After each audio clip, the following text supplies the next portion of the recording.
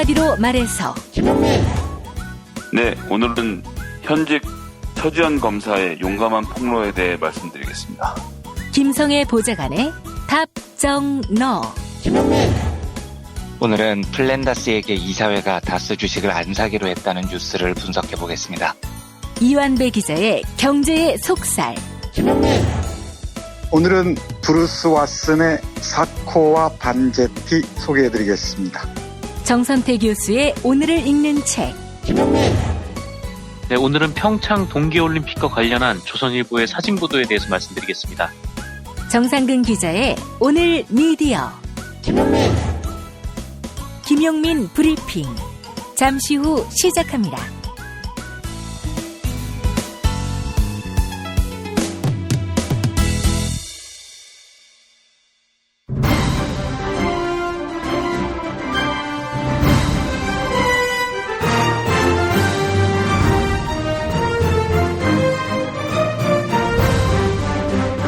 김용민 브리핑.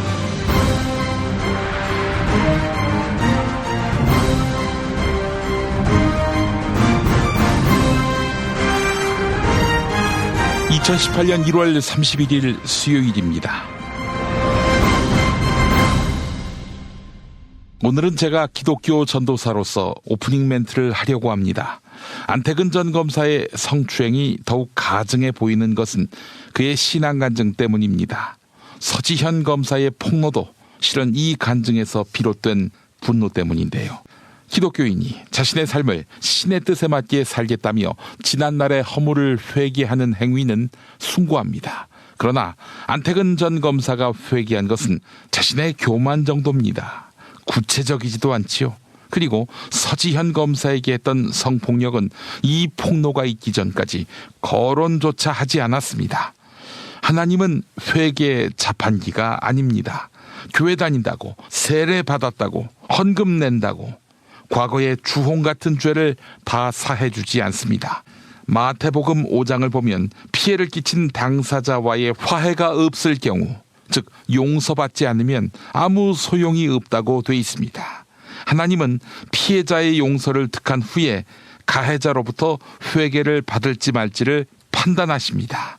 이런 맥락에서 안태근 전 검사를 하나님이 용서했는지는 아무도 알 수 없습니다. 오히려 지금 안태근 전 검사에 대한 비난 여론은 어쩌면 하나님이 용서했다고 보기 어려운 정황일 수 있습니다. 피해자에게 무릎 꿇고 빌고 아울러 인사상 불이익을 준 것인지 진실 그대로를 말하며 합당한 책임을 져야 할 것입니다. 그것이 바로 회개입니다. 아울러 한국의 무수한 개신교 목사들에게 이야기합니다. 교회 나오면 면죄부 준다는 식으로 오도하고 있습니까? 그렇다면 하나님의 이름을 망령되이 일컫는 거짓 선지자입니다. 안태근 전 검사에게 거룩할 성에서 성도라고 명명하고 세례를 베풀며 그의 비위를 억울하다고 두둔한 이재훈 담임 목사는 부끄러운 줄 알고 공개적으로 회개하기 바랍니다. 그것이 복음의 증인된 자의 합당한 책무입니다. 공지사항입니다. 오는 2월 4일 일요일부터 도올 김용옥 선생이 벙커원 교회에서 설교합니다. 사회는 제가 봅니다. 오전 10시 40분까지 서울 서대문구 충정로 20 벙커원으로 오십시오. 서울 지하철 2호선과 5호선 충정로역 9번 출구에서 나오자마자 보입니다. 도올 선생이 분칠되지 않은 예수의 진면모를 마가복음을 통해 소개합니다. 2월 4일 일요일 아침 10시 40분 벙커원 교회 예배에 여러분을 초대합니다. 오늘의 주요 뉴스 만나보시죠.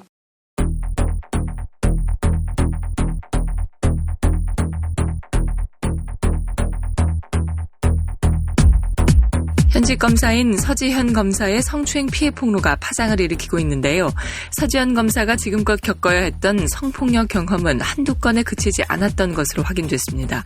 안태근 전 검사뿐 아니라 선배나 후배 검사들이 잊지 못할 밤을 만들어줄 테니 나랑 자자 따위의 말을 하거나 한번 안아보자며 와라 껴안기도 했다는 것입니다. 이에 문무일 검찰총장은 철저한 조사와 엄정한 처리를 약속했습니다. 어제 출근길에 있었던 문무일 검찰총장의 발언 들어보시죠. 사안을 엄중하게 인식하고 있습니다. 우선 진상조사를 철저히 할 예정입니다. 그 결과에 따라 상응하는 응분의 조치를 취하고 안태근 전 검사의 성추행 사건과 관련해 당시 법무부 검찰국장이던 최규일 자유한국당 의원이 사건을 무마하려고 했던 것으로 재차 확인됐습니다. 앞서 최규일 의원은 사건 내용을 알지도 못했고 무마하거나 덮은 사실도 전혀 없다 이렇게 해명했는데요. 이에 이문정 검사는 2010년 당시 최규일 국장이 피해자가 가만히 있는데 왜 들쑤시냐며 호통을 쳤다 이렇게 반박한 것입니다. 최규일 의원은 현재 휴대전화를 꺼놓은 상태이며 의원실 또한 연락이 닿지 않고 있습니다.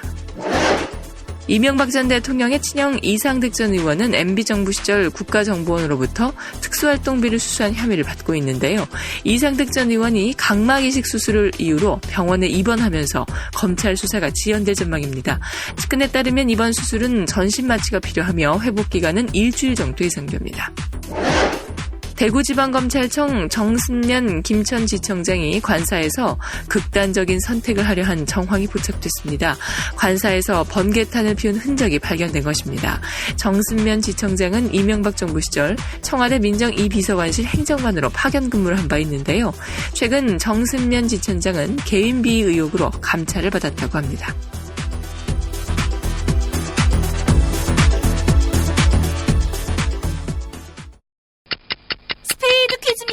돌잔치, 채순잔치, 가게홍보, 체육대회, 창사기념일. 정답! 기념품! 문제를 끝까지 들으셔야죠. 이럴 때 사용하는 판촉물이나 기념품, 답례품, 단체 선물 등을 취급하는 전문업체로서 국민을 위해 제대로 일하는 언론과 정당에 후원을 하는 판촉물 전문업체는 어디일까요? 정답! 네피알! 네? 어디라고요? 네피알!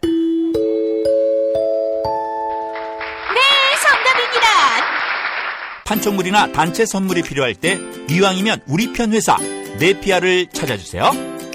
인터넷 검색창에 네피아를 치시거나 032-519-4800으로 전화주시면 친절하게 상담해드립니다. 그런데 상품은 뭔가요? 네피아를 가서 고르세요. 3만 가지가 넘는 물품이 있어요. 한글도 남보다 빨리 깨치고 참 똑똑했는데 갈수록 실력이 뒤처지는 것 같아 걱정이에요. 혹시 초등학교 교과서 본 적 있어요? 어려운 어휘가 너무 많아요. 학교에서는 어휘 개념을 하나하나 설명해 줄 시간이 정말 부족하잖아요. 그럼 어떡하죠? 내 아이의 어휘만큼은 내가 책임져야죠. 어휘 공부의 정성. 초등어휘 3000, 초등어휘 5000. 검색창에 초등어휘 3000을 쳐보세요. 태초에 하나님이 술친구물 창조하셨습니다. 어쩐지 하나님이 술만 내리실 리가 없습니다. 자, 오늘 달릴 건데 군뱅이 챙겼지? 맞다, 군뱅이. 야, 내가 한 포 준다. 이거 귀한 거니까 꼭 갚아. 술친구 먹으면 술자리에서 완전 날아다니잖아. 음주 생활의 퀄리티가 달라진다니까. 술친구만 있으면 걱정 없어. 술친굼 공식 쇼핑몰 회원만을 위한 추가 증정 이벤트를 확인하세요. 네이버에 술친굼을 검색하세요. 충남 금산의 넓은 인삼밭. 정성농장을 일군 농부아버지 이정열 씨. 자연은 노력한 만큼 내어준다. 그 자연의 마음을 알기에 정성농장을 더불어 일구는 아들 이성규 씨도 아버지에게 배운 것처럼 정직하고 또 성실하게. 정성농장 홍삼은 인삼 재배부터 가공 판매까지 모두 책임지고 있습니다. 그래서 대한민국 1등 품질을 자부합니다. 검색창에 정성농장 홍삼을 검색해주세요. 정성농장 홍삼. 전화문의는 010-9754-6972. 팟캐스트 이용자님들 안녕하세요. 다이어트 전문샵 비타샵입니다. 비타샵은 나와 내 가족이 먹을 건강한 다이어트 식품을 만듭니다. 값싼 중국산 재료나 GMO 원료를 안 쓰며 농약 잔류량도 검사해 투명하게 공지합니다. 건강한 다이어트를 원하는 분, 건강한 식사 대용식을 찾는 분, 비타샵을 방문해 주십시오. 1월 한 달 동안 다양한 행사를 진행 중이니 이참에 비타샵 다이어트 꼭 해보세요. 1522-6648 혹은 비타샵을 검색해 주세요. 답은 이미 정해져 있으니 너는 대답만 해라고 하는 답정모. 아닌데. 답은 정치인데 너만 몰라. 이건데.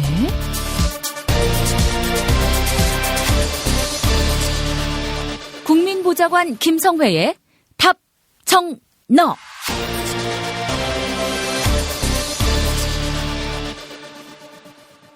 김성회 보좌관 귀국했습니다. 어서 오십시오. 네, 안녕하세요. 예, 뭐 감도는 큰 차이가 없습니다. LA나 서울이나. 예, 그러네요. 요즘 그 IT 기술이 워낙 발달해서 통신 감도가 너무나 좋습니다.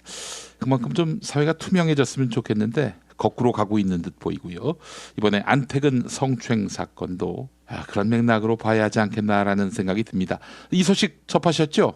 네, 그렇습니다. 저는 뭐 거꾸로 이런 사실이 자꾸 폭로되는 것 자체가 지금은 피해자들이 나서서 폭로해도 불이익을 당하지 않을 것이다라는 생각, 그리고 진실이 밝혀질 것이라는 믿음, 그것이 뭐 문재인 정부에 대한 믿음일 수도 있겠고요. 아니면 이 촛불혁명에 따른 국민적 분위기의 변화일 수도 있겠고요. 예.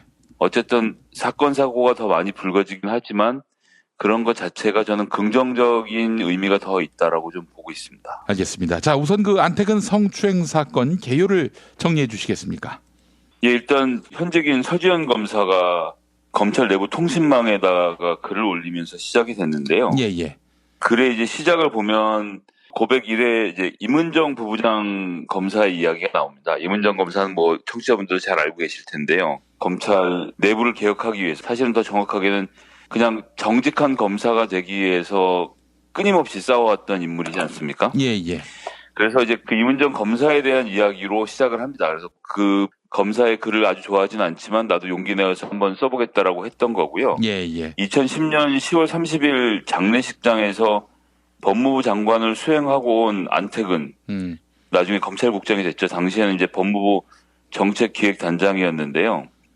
거기에서 같은 자리에 앉게 됐고 법무부 장관이 같이 있는 자리에서까지 강제추행을 당했다는 거죠. 그런데 같이 있었던 현장에 있던 다른 사람들이 애써 외면하는 태도에 놀랐었다라는 것이고, 이제 8년이 지난 지금에 와서 폭로를 한 것이지만 저는 이분이 변호사가 아닌 현직 검사로서 폭로를 한 것이기 때문에 더 의미가 크다고 생각하고, 또 내부 통신망에 글을 올리는 것에 그치는 것이 아니라 언론과의 인터뷰를 통해서 본인의 목소리를 직접 들려줬다는 점이 저는 아주 충격적이었습니다. 아주 좋은 의미에서 충격적이었는데요. 본인이 그렇게 얼굴까지 공개하고 나와서 말씀을 해주신다는 자체에 전 정말 탐복을 했고, 이것이 또 상명하복 문화의 가장 그 정점에 서 있는 검찰에서 이루어진 폭로라는 것. 그렇기 때문에 앞으로 비슷한 일을 당한 많은 피해자분들께서 용기를 내는데 우리 서지현 검사가 아주 큰 힘을 주시지 않았나라는 말씀을 좀 드리고 싶습니다. 그렇습니다. 어렵게 한 폭로인 만큼 이 폭로에 담겨있는 알려지지 않은 사실들이 제대로 규명이 돼서 가해자에게는 확실한 책임을 추궁하고 더 이상 피해자가 없게끔 만드는 일벌백계의 풍토가 만들어져야 할 텐데 말이죠. 그래야 하는데 사실은 이제 그 당시 사건을 다시 돌아보면 서 검사의 폭로에 따르면 검찰 조직의 이미지 실추 문제도 있겠고, 임은정 검사가 그 다음날 감찰팀으로부터 연락을 받았다는 거 아닙니까? 예. 수도권에 있는 여검사가 이런 강제추행을 당했다는 얘기에 이제 누구인지 좀 수소문해달라는 얘기를 했고, 임은정 검사가 반나절도 안 돼서 서 검사를 피해자인 것을 알고 같이 대화를 나눴는데 이제 점심시간 이후에 마음을 바꿨다는 것이고요. 그 과정에서 한 검찰 간부로부터 네 일도 안 돼 왜 나서느냐라는 경고를 받았다는 거죠. 그 사람이 최규일입니까? 예, 추후에 한겨레 신문의 취재에 의해서 이제 임은정 검사가 그 사람이 최규일 현 자유한국당 의원이었다는 것을 인정한 거죠. 예, 그래서 이것이 안택은 검사가 처음에는 서지현 검사를 강제추행한 것으로 시작될 때만 해도 개인적인 사건이었지만 이 사건을 감찰국에서 인지하고 감찰팀에서 임은정 검사에게 누군지 알아봐달라고 했는데 임은정 검사를 가로막았던 것이 상사인 최규일 검사였다는 것, 당시. 그렇기 때문에 이것은 개인의 문제가 아니라 검찰 조직에 대한 문제로 저는 번졌다고 생각하고요. 네. 그렇기 때문에 이렇게 덮여 넘어간 것은 더 심각한 문제다. 조직 안에 골문 상처가 있으면요, 환부를 짜내는 것이 정상이거든요. 그렇죠. 그런데 그 환부를 짜내지 않고 덮고 넘어가자라고 하는 문화가 아직도 남아있다는 것이, 이건 정말 창피한 일입니다. 그런데 뭐 최규일 의원은 현재로서는 관련 사실 일체를 부인하고 있다고 하는데요. 피해 당사자와 그다음에 이제 윽박지름을 당했던 당사자인 두 여검사가 이미 입장을 공개적으로 밝힌 마당이기 때문에 이 강제추행 건과 관련돼서는 엄정한 수사가 다시 이루어져야 한다고 보고요. 말 그대로 지위 고하를 막론하고 그 사람이 현직 검사이든 아니면 퇴직 검사이든 아니면 국회의원이든 상관없이 이 문제는 꼭 바로 잡고 넘어가야 한다고 생각합니다. 제가 미국에서 이제 신학교를 다니면서도 그랬고요. 목회자들 사이에서도 그렇고 기업에서도 그렇고 성희롱 예방 교육을 반드시 받게 되어 있습니다. 목회자들도 1년에 반나절 이상 이수를 해야 하고요. 기업 같은 경우 이제 임원들 같은 경우는 더 철저하게 교육을 하는데 성희롱 교육을 한다는 자체가 뭐 미국이라고 해서 성희롱이 없는 것은 아니거든요. 당연히 어느 조직이나 어느 사회나 그런 나쁜 짓을 하는 사람은 있기 마련인데 문제는 피해자가 그 피해를 당하고 가해자보다 상급자에게 이 사실을 알리고 가해자를 처벌해달라고 요구했을 때 이문정 검사의 주장처럼 이제 상급자인 최규열 검사가 왜 피해자가 가만히 있는데 넌 떠드냐라는 식의 이런 발언들을 한다든지 사건을 덮으려고 하는 순간 이것이 개인의 문제에서 조직의 문제로 넘어가게 되고 이것이 발각될 경우에는 천문학적인 액수의 벌금을 물게 되어 있습니다. 그렇기 때문에 미국 시민들이 뭐 한국 사람들보다 훨씬 깨끗하고 정의롭고 그런 사람이라는 말씀을 드리는 것이 아니라 제도 자체가 그런 것을 강제하고 있기 때문에 이런 일이 벌어지면 그 이후에 처리라도 확실하게 해주는 것인데 우리 이제 지금 서 검사의 경우에서 볼 수 있듯이 지금 8년이 지나서 폭로한 것을 봐도 알겠지만 이분이 굉장히 용감하게 하시는 분이거든요. 그런데 8년 전엔 왜 폭로를 못했을까 생각해보면 그 당시 사회 분위기라든가 검찰 조직 내 문화 이런 것들을 고려했을 때 내가 이것을 참고 넘어가지 않으면 더 큰 불이익을 당하겠구나. 아니면 내가 검사를 그만둬야 될지도 모른다는 그런 여러 가지 공포들이 작용을 했겠죠. 그렇기 때문에 이것은 전 조직적인 범죄라고 보는 거고요. 이 조직적인 범죄에 대해서는 반드시 책임자를 찾아서 처벌하는 과정이 있어야 한다고 봅니다. 서지현 검사의 피해 말고 또 다른 피해, 뭐 성폭행 사건도 있었다 이런 얘기가 나오던데요. 예, 그렇습니다. 서 검사가 쓴 글의 말미에 성폭행 사건도 자기가 얘기를 할 수 없지만 있었다라는 사실을 지금 적시를 하고 있고요. 이런 사건이 일어났다는 사실 자체를 이미 이야기를 했지만 피해자의 문제가 있기 때문에 정확히 실명을 공개한 것은 아니죠. 하지만 사건을 알고 있기 때문에 얘기를 했다라고 저는 보고요.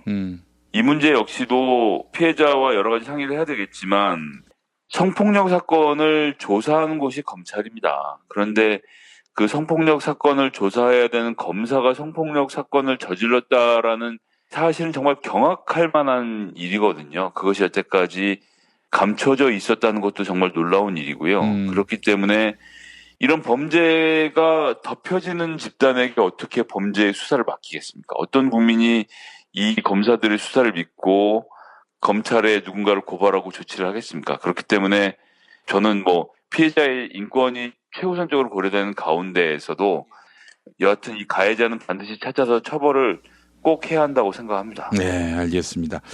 자, 안태근 씨가 교회 가서 간증한 거 이것이 이제 사태의 출발점 같아요. 서지현 검사가 간증한다는 이야기를 듣고 참 망연자실했다는 그런 뉘앙스의 말도 했는데요. 영화 밀양의 한 부분을 또 보는 것 같아요.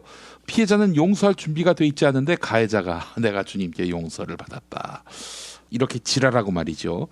자, 안태근 성도의 그 간증 보셨죠? 정말 뭐 입이 다물어지지 않던데요. 대학 졸업하고 얼마 전까지 30년 동안 공직자로 살아왔다. 나름 깨끗하고 성실하게 열심히 살아오면서 공직 생활에 적응했다. 뭐 그러고 거기다 이제 자기 자랑까지 아주 중요한 보직에 배치되면서 순탄하게 공직 생활을 하다가 본의 아닌 일로 공직을 그만두게 되었다고 하는데요. 돈 봉투를 자기가 돌린 거 아닙니까? 그러면서 저 뒤에 가서는 또 그런 얘기도 나와요. 억울하게 쫓겨났다. 예, 주위에 많은 선후배 동료 친지들이 너무 억울하겠다며 같이 분해하기도 하고 위로를 했다는데 돈 봉투를 건네서 면직 처분을 당한 건데 이것이 억울하다라고 생각하는 것은 거꾸로 얘기하면 돈 봉투를 주고받는 문화가 만연해 있었다라는 반증이기도 하고요. 그다음에 이 돈 봉투라는 것이 자기들 주머니에서 나오거나 혹은 무슨 소위 말하는 검사의 스폰서들 주머니에서 나온 돈이 아니라 검찰이 특수활동비 명목으로 잡아놓은 예산에서 빼놓은 세금이라는 점입니다. 그런 돈을 자기들 마음대로 이렇게 일본 말로 기마이 쓴다 그러죠. 막 돈봉투 100만 원씩 넣어서 돈을 돌리면서 있는 대로 호기를 부려놓고 그것이 죄인지조차도 모르고 행한 다음에 억울하다라고 나와서 교회에서 간증을 하고 위로와 격려에도 불구하고 극심한 고통에 시달렸는데 아내손에 이끌려서 온누리교회를 오게 됐고 이러면서 성경 말씀을 접하면서 나도 모르게 눈물이 쏟아 나왔다라고 하면서 그동안 자기 힘으로 생체했다고 생각한 교만에 대해 회개를 하고 나니 저희를 대신에 십자가에 못 박혀 죽으신 예수님의 거룩한 사랑이 느껴졌다라고 저도 기독교인의 한 사람이지만요. 이런 얘기를 이렇게 자연스럽게 한다는 자체가 놀랍고요. 그 다음에 이 사람이 하고 있는 회개는 교만에 대한 회개만 하는 겁니다. 자기가 잘못한 건 없고 자기가 좀 잘났다고 생각했는데 그만큼 잘난 건 아니더라 라는 얘기를 하는 거 아닙니까? 교만이라는 단어에 대해서 회개를 했다는 얘기를 계속 하거든요. 보면 앞뒤 문장에서 계속 그렇게 얘기를 하고 있는데 이런 식으로 하나님 앞에 회개했으니 다른 사람들하고의 사이가 괜찮다고 생각하는 것도 큰 문제의 건의와 이 사건이 불거지고 나서 기자들이 취재를 들어가니까 뭐 술이 취해서 기억이 안 나는데 뭐 잘못한 것 같으면 잘못한 것 같다라고 얘기하는 것도 그렇고요. 얼마 전에 노회찬 의원과 있었던 그 설전에서도 그럼 기억이 안 나는 걸 하죠 뭐라고 얘기했던 그 건방진 태도 많은 청취자분들이 보셨을 텐데요. 저는 이 사람이 회개했다고 생각하지 않습니다. 하나님은 그런 회개를 받아주는 분도 아니시고요. 청취자분들 중에 이제 기독교 아니신 분들도 많기 때문에 이 얘기를 길게 하는 것은 무엇합니다만 자기가 셀프로 주님을 영접하고 회개를 했기 때문에 용서를 받았다고 생각하는 사람들은 종교를 다시 믿어야 될 거라는 말씀 좀 드리고 싶습니다. 이건 종교가 아니고 그냥 자기애인 거죠, 자기애. 뭐 자기애라는 표현도 그렇습니다만은 자위가 아닌가 하는 생각도 들고요. 네네, 뭐 그렇습니다. 예. 알겠습니다. 검찰도 이러한데 다른 곳은 과연 온전할까 싶어요.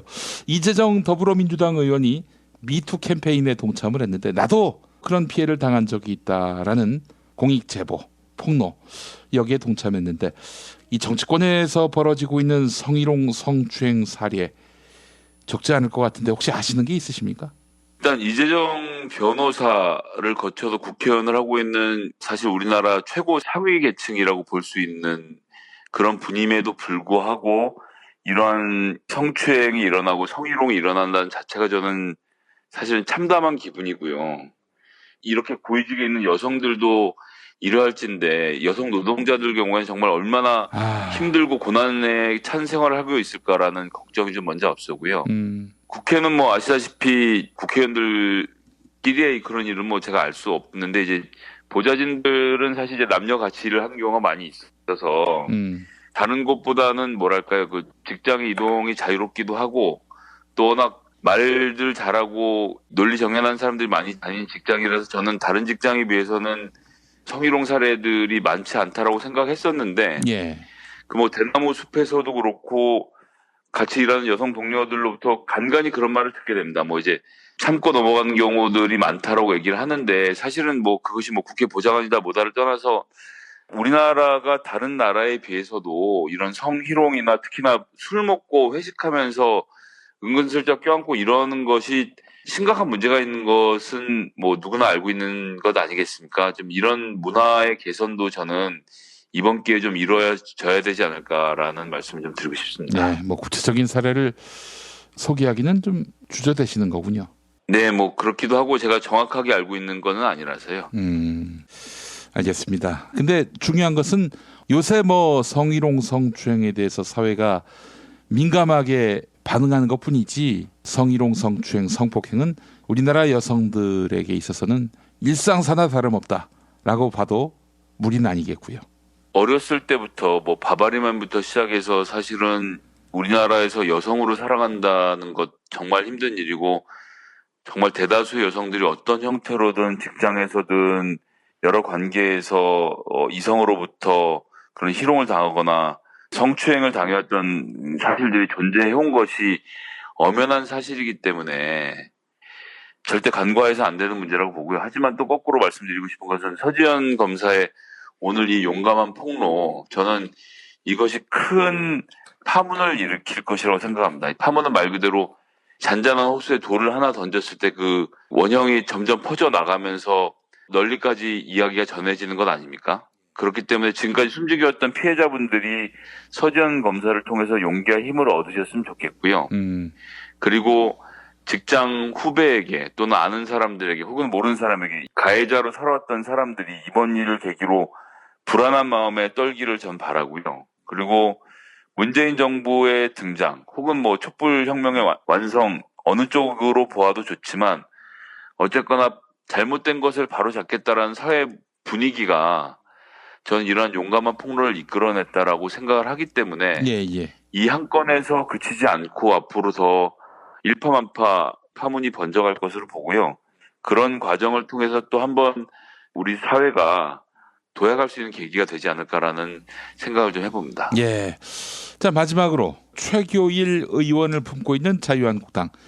이거에 대해서 가타부타 이야기가 없죠? 탁현민 행정관에 대해서는 뭐 날이면 날마다 그 이름을 거론했던 자유한국당 아닙니까? 네, 글로 썼던 이야기에 그렇게 흥분했던 사람들이 실제로 일어난 이런 사건, 그리고 제가 조금 전에 말씀드렸지만 개인 대 개인의 성희롱을 넘어서서 조직적으로 은폐하려고 했고 조직의 권위를 이용해서 피해자를 억압했던 이런 사례에 대해서 자유한국당은 가만히 있어서는 안 되겠죠. 보수라는 가치는 말이죠. 힘 있는 사람이 힘 없는 사람을 지켜주고 남자가 여자를 지켜줘야 된다고 생각하는 것이 들어있는 거 아니겠습니까? 저는 남자가 여자를 지켜줘야 되는 존재라고 생각하지는 않습니다만 어쨌거나 보수의 가치에 동의한다고 하면 이러한 억울한 일을 당한 피해자들을 위해서 가장 먼저 떨쳐나서서 가해자를 잡고 처벌을 하자라고 주장을 해야 하는 것이 보수인데 어쩌면 이런 사건에 대해서는 이렇게 입을 닫고만 있는지 다른 사람도 아니고 현직 여성검사 2명이 같은 사건에 대해서 같은 목소리를 내고 폭로를 하고 있는데도 아무 말도 하고 있지 않다는 것은 그 집단 자체가 좀 부끄러워해야 하는 일이라고 생각하고요. 최규일 의원 포함해서 이 사건의 관련자들은 전후관계를 소상히 밝히고 뭐 술 때문에 기억이 안 나느니 오래돼서 기억이 안 나느니 이런 얘기 하지 마시고요. 피해자들은 평생을 안고 가야 하는 멍해이자 숙제인 겁니다. 그런데 어떻게 가해자는 발을 뻗고 그렇게 잠을 잘 잘 수가 있습니까? 저는 이런 일들이 반드시 근절되어야 한다고 보고 지금이라도 국민들 앞에서 소상히 전후 관계를 밝히고 책임질 부분들을 책임지셔야 한다고 생각합니다. 예, 알겠습니다. 자, 김성회 보좌관님 오늘 말씀 잘 들었습니다. 네, 감사합니다. 김용민 브리핑 뉴스특기 능력평가 정답 맞히신 분들에게 드리는 상품입니다. 정답자에게는 도서출판 책밥에서 협찬해 주신 신간 당신 곁의 화가들을 보내드립니다. 피카소와 마티즈, 레오나르도 다빈치와 미켈란젤로처럼 늘 짝을 이루며 함께 비교되는 화가들이 있죠. 신간 당신 곁의 화가들은 르네상스부터 초현실주의까지 위대한 화가들의 삶을 통해 서양 미술사의 흐름을 소개합니다. 당신 곁의 화가들 많은 관심 부탁드립니다. 다른 한 분에게는 도서출판 이김에서 협찬해 주신 신간 수학으로 만나는 세계 선물해 드립니다. 신간 수학으로 만나는 세계는 김용민 브리핑 청취자들에게 많은 사랑을 받았던 사인과 다면체와 별과 패턴의 후속작인데요. 아이작 뉴턴이나 유클리드 그리고 파스칼처럼 널리 알려진 위대한 수학자들의 발견으로 여러분을 안내합니다. 겨울방학을 맞은 아이들에게 수학적 직관을 길러줄 수학으로 만나는 세계 많은 관심 바랍니다. 다른 정답자에게는 애주가들의 핫 아이템 술친굼 한 박스 보내드립니다. 포털 사이트에서 술친굼을 검색해주세요. 금요일 정답자 가운데 한 분에게 남도 먹거리에서 협찬하는 식품 꾸러미 상품 선물합니다. 인터넷 주소창에 남도먹거리.kr을 입력해주세요. 금요일 정답자 가운데 다른 한 분께는 골반 보정 속옷 바디로직 리포머 팬츠 보내드립니다. 검색창에 바디로직을 찾아주세요. 금요일 정답자 가운데 다른 한 분에게는 머문빌리지 이용권 상품권 격주로 보내드립니다. 총 3,000평의 대지와 건물 2동을 오직 한 팀에게만 서비스합니다. 애청자 여러분의 성원에 힘입어서 일요일과 평일 가격을 대폭 낮춘 머문빌리지 할인 행사를 진행합니다. 포털 사이트에서 머문빌리지를 찾아주세요. 클로징에서 사연 소개된 분께는 별을 따다 구운 과자에서 만든 강릉 두부도넛 선물합니다. 주문 전화 033-646-2668 인터넷 주문 베이킹파머.co.kr입니다. 팟빵 게시판에 사연과 함께 이메일 주소를 올려주세요. 김영민 브리핑 뉴스 기능력 평가 오늘도 많은 참여 부탁드립니다. 안녕하세요. 전창걸입니다. 새싹 땅콩차의 전창걸몰에서는 엄선된 원료와 최고의 품질로 프리미엄 차문화를 선도하는 제임스 티스푼과 함께 로얄 캐모마일, 오렌지 레몬그라스, 히비스커스, 애플 시나몬 홍차, 루이보스 오렌지, 보이차, 제임스 티스푼 9종 특선을 비롯 제임스 알커피 핸드드립 원두커피 선물 세트까지 설맞이 런칭 기념 파격 특별 할인가 선물 세트를 준비했습니다. 소중한 분들에게 드리는 고마운 마음 전창걸몰닷컴과 함께 하시죠. 전화문의 070-8635-1288 070-8635-1288 4대강만 먹조랍게. 엄마, 이따가 독서실 갔다 올게. 현미 쌀국수 해줘.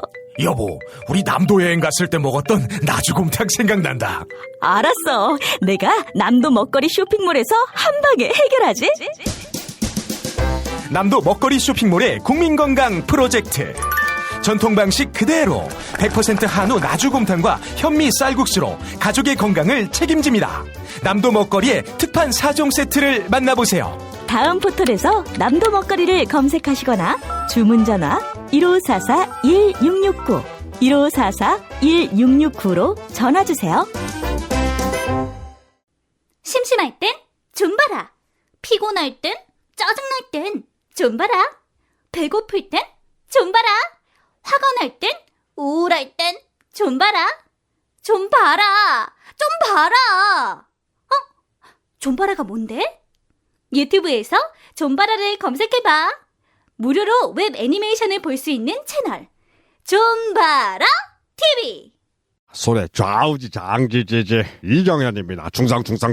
설날이 명절 선물 가성비 최고 고르시나요? 바보 멸치 선물 세트 추천합니다. 부담없는 가격대와 모두가 좋아하는 멸치와 김, 국물팩 등 알차게 구성했습니다. 명절 선물 결제하기 어렵다면 고민하지 말고 바보 멸치 선물 세트 가자. 검색창에 바보 멸치를 입력하시거나 02-587-3599 02-587-3599로 전화주세요. 좀 봐주시오.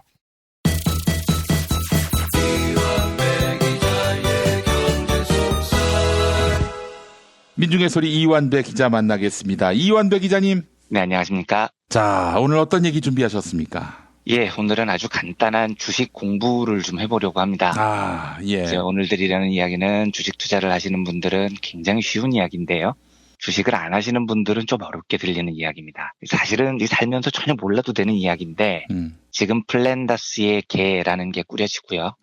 다스의 실소유주를 추적하는 일이 벌어지고 있죠. 예. 그리고 얼마 전에 플랜다스의 개 이사회가 다스 주식을 안 사기로 했다는 소식도 전해졌습니다. 아, 민감한 이슈입니다. 예, 그래서 제가 이 민감한 이슈의 옳고 그름을 말씀드리려는 건 전혀 아니고요. 그럴 능력도 없고요.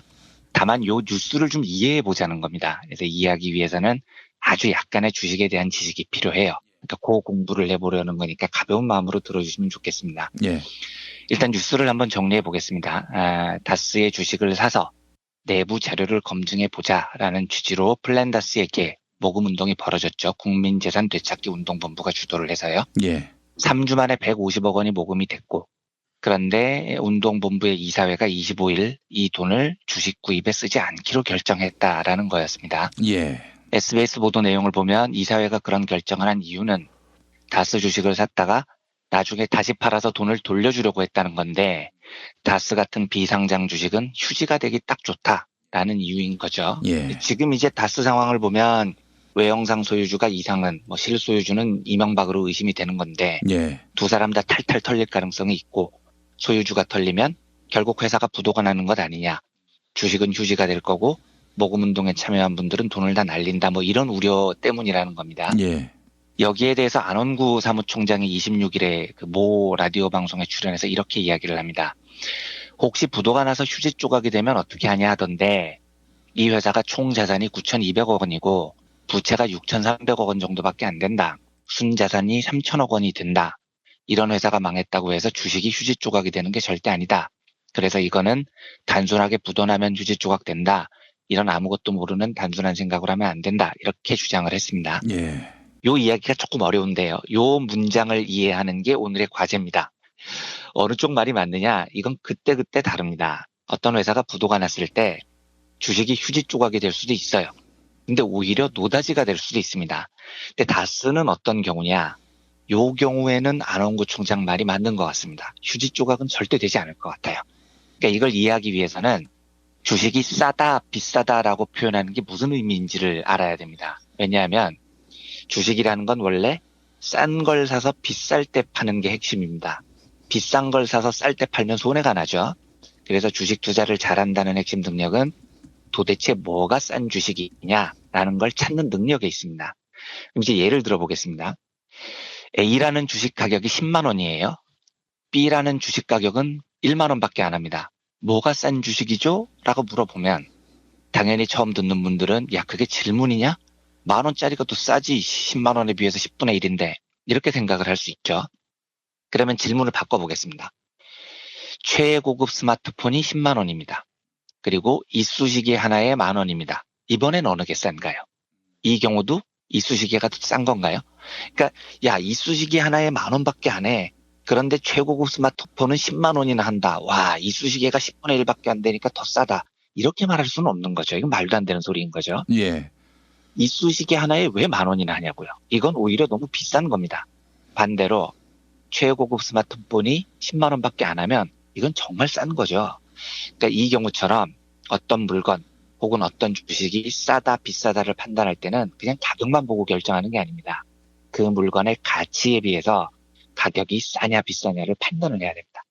100만 원짜리를 10만 원에 팔면 싼 거예요. 반면에 이쑤시개 하나를 10,000원에 팔면 그건 비싼 겁니다. 예.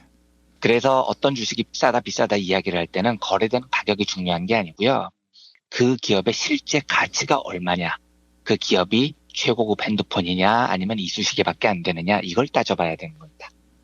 요게 이해가 되셨다면 다음으로 넘어가 보겠습니다. 도대체 기업의 가치를 어떻게 판단하느냐는 겁니다. 기준이 보통은 두 가지가 있어요. 하나는 이 회사가 돈을 얼마나 잘 버느냐를 보는 겁니다. 이걸 이제 이익을 기준으로 한다고 해요. 다른 하나는 이 회사가 지금 돈을 얼마나 갖고 있느냐를 보는 겁니다. 자산을 기준으로 판단한다고 하죠. 만약에 어떤 회사가 가진 건 땡전 한 푼 없어요. 예. 근데 기술이 엄청나게 좋습니다. 미래에 엄청나게 돈을 많이 벌 것 같아요. 이런 회사는 주가가 높게 형성이 될 가능성이 높습니다. 반대로 이런 경우도 있어요. 기술은 뭐 대단한 거 없습니다. 그런데 가진 돈이 많아요. 이 회사가요. 이런 회사도 주가가 높게 형성이 될 가능성이 있습니다. 그런데 어떤 회사가 부도가 나면 어떤 절차로 회사를 정리하는지부터 살펴보겠습니다. 이걸 이제 청산 절차라고 하는데요. 청산 절차. 네. 회사가 부도가 났어요. 그러면 이 회사에 돈을 꿔준 은행도 있을 거고요. 채권자들이죠. 이 회사에 주식을 산 사람들도 있을 겁니다. 주주들이죠. 만약에 어떤 회사가 부도가 났을 때 채권자와 주주는 과연 얼마를 챙길 수 있을까요? 회사가 청산 절차에 딱 돌입을 하면 회사가 갖고 있는 모든 재산을 다 긁어 모아서 팔아버립니다. 부동산이 있으면 부동산도 팔고 건물이 있으면 건물도 팔죠. 팔 수 있는 건 다 팔아요. 그래서 돈을 마련을 한 다음에 그 돈을 채권자나 그러니까 돈을 꿔준 사람들이나 주주들, 투자한 사람들에게 나눠줍니다. 그러니까 망했다고 한 푼도 못 건지는 게 아니라는 뜻이죠. 일단요. 예. 이때 돈을 돌려주는 순서가 채권자가 우선이에요. 그리고 주주가 나중입니다. 그러니까 회사에 있는 재산 다 긁어서 판 다음에 마련한 돈으로 빚을 먼저 갚는 겁니다. 그리고 빚을 다 갚은 다음에 그래도 남는 돈이 있으면 그 돈을 주주들에게 돌려줍니다. 투자한 비율만큼 나눠주게 되죠. 그러면 지금 다스가 땡전 한 푼 없는 회사라면요. 그리고 빚도 엄청 많은 회사라면요. 이때 플란다스의 개가 이 회사 주식을 샀고 회사가 망해버렸습니다. 요러면 플란다스의 개가 사들인 주식은 휴지 조각이 될 가능성이 높아요. 왜냐하면 부도가 나면 회사는 재산을 다 팔아서 은행빚부터 갚거든요. 그런데 빚도 다 못 갚는 겁니다. 재산을 다 청산했는데도요. 이러면 주주들한테 돌아오는 재산은 1원도 없는 거죠.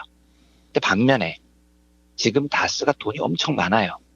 요 상태에서 망했다면 부동산 팔고 뭐 보유한 돈 다 긁어서 빚부터 갚겠죠. 그리고도 남는 돈이 있습니다. 그 돈을 주주들에게 나눠주게 됩니다. 요러면 다스 주식은 부도가 나도 휴지 조각이 절대 아닌 겁니다. 그러면 아까 했던 안원구 총장 이야기로 다시 돌아와 보겠습니다. 이 회사 총 자산이 9,200억 원이고 부채가 6,300억 원 정도밖에 안 된다. 순자산이 3,000억 원이나 된다. 이런 회사가 망한다고 해서 주식이 휴지 조각이 되는 게 절대 아니다. 지금 요 대목입니다. 총 자산이 9,200억이다라는 말은 무슨 뜻이냐면 다스가 가지고 있는 재산이 9,200억이라는 겁니다. 부동산, 현금, 뭐 사무실 집기 팔 수 있는 거 다 팔아서 합쳐보면 9,200억이 나와요. 근데 이 상태에서 부도가 나면 제일 먼저 빚부터 갚는다고 말씀을 드렸죠. 빚이 얼마냐?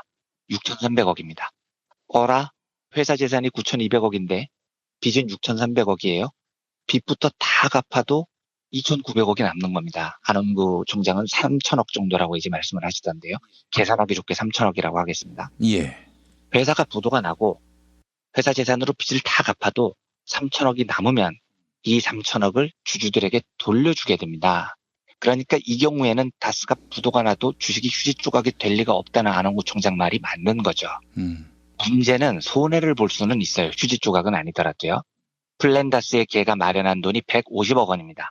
이 150억 원으로 도대체 얼마만큼의 주식을 살 수 있느냐가 관건인 거예요. 예. 만약에 150억 원으로 다스 주식의 10% 정도를 사들였어요. 이러면 플랜다스의 걔에 투자하신 분들은 대박 나시는 겁니다. 예, 컨글래츄레이션인 거죠. 왜냐하면 플랜다스의 걔가 보유 지분이 10%인데 회사가 부도가 나버렸어요. 그러면 주주들에게 나눠주는 돈이 3,000억입니다. 예. 10%죠. 10%면 3,000억 중에 10%, 300억을 돌려받습니다. 투자한 지 몇 달 만에 더블 되는 겁니다. 이제 만세 부르는 거죠, 이 경우는요.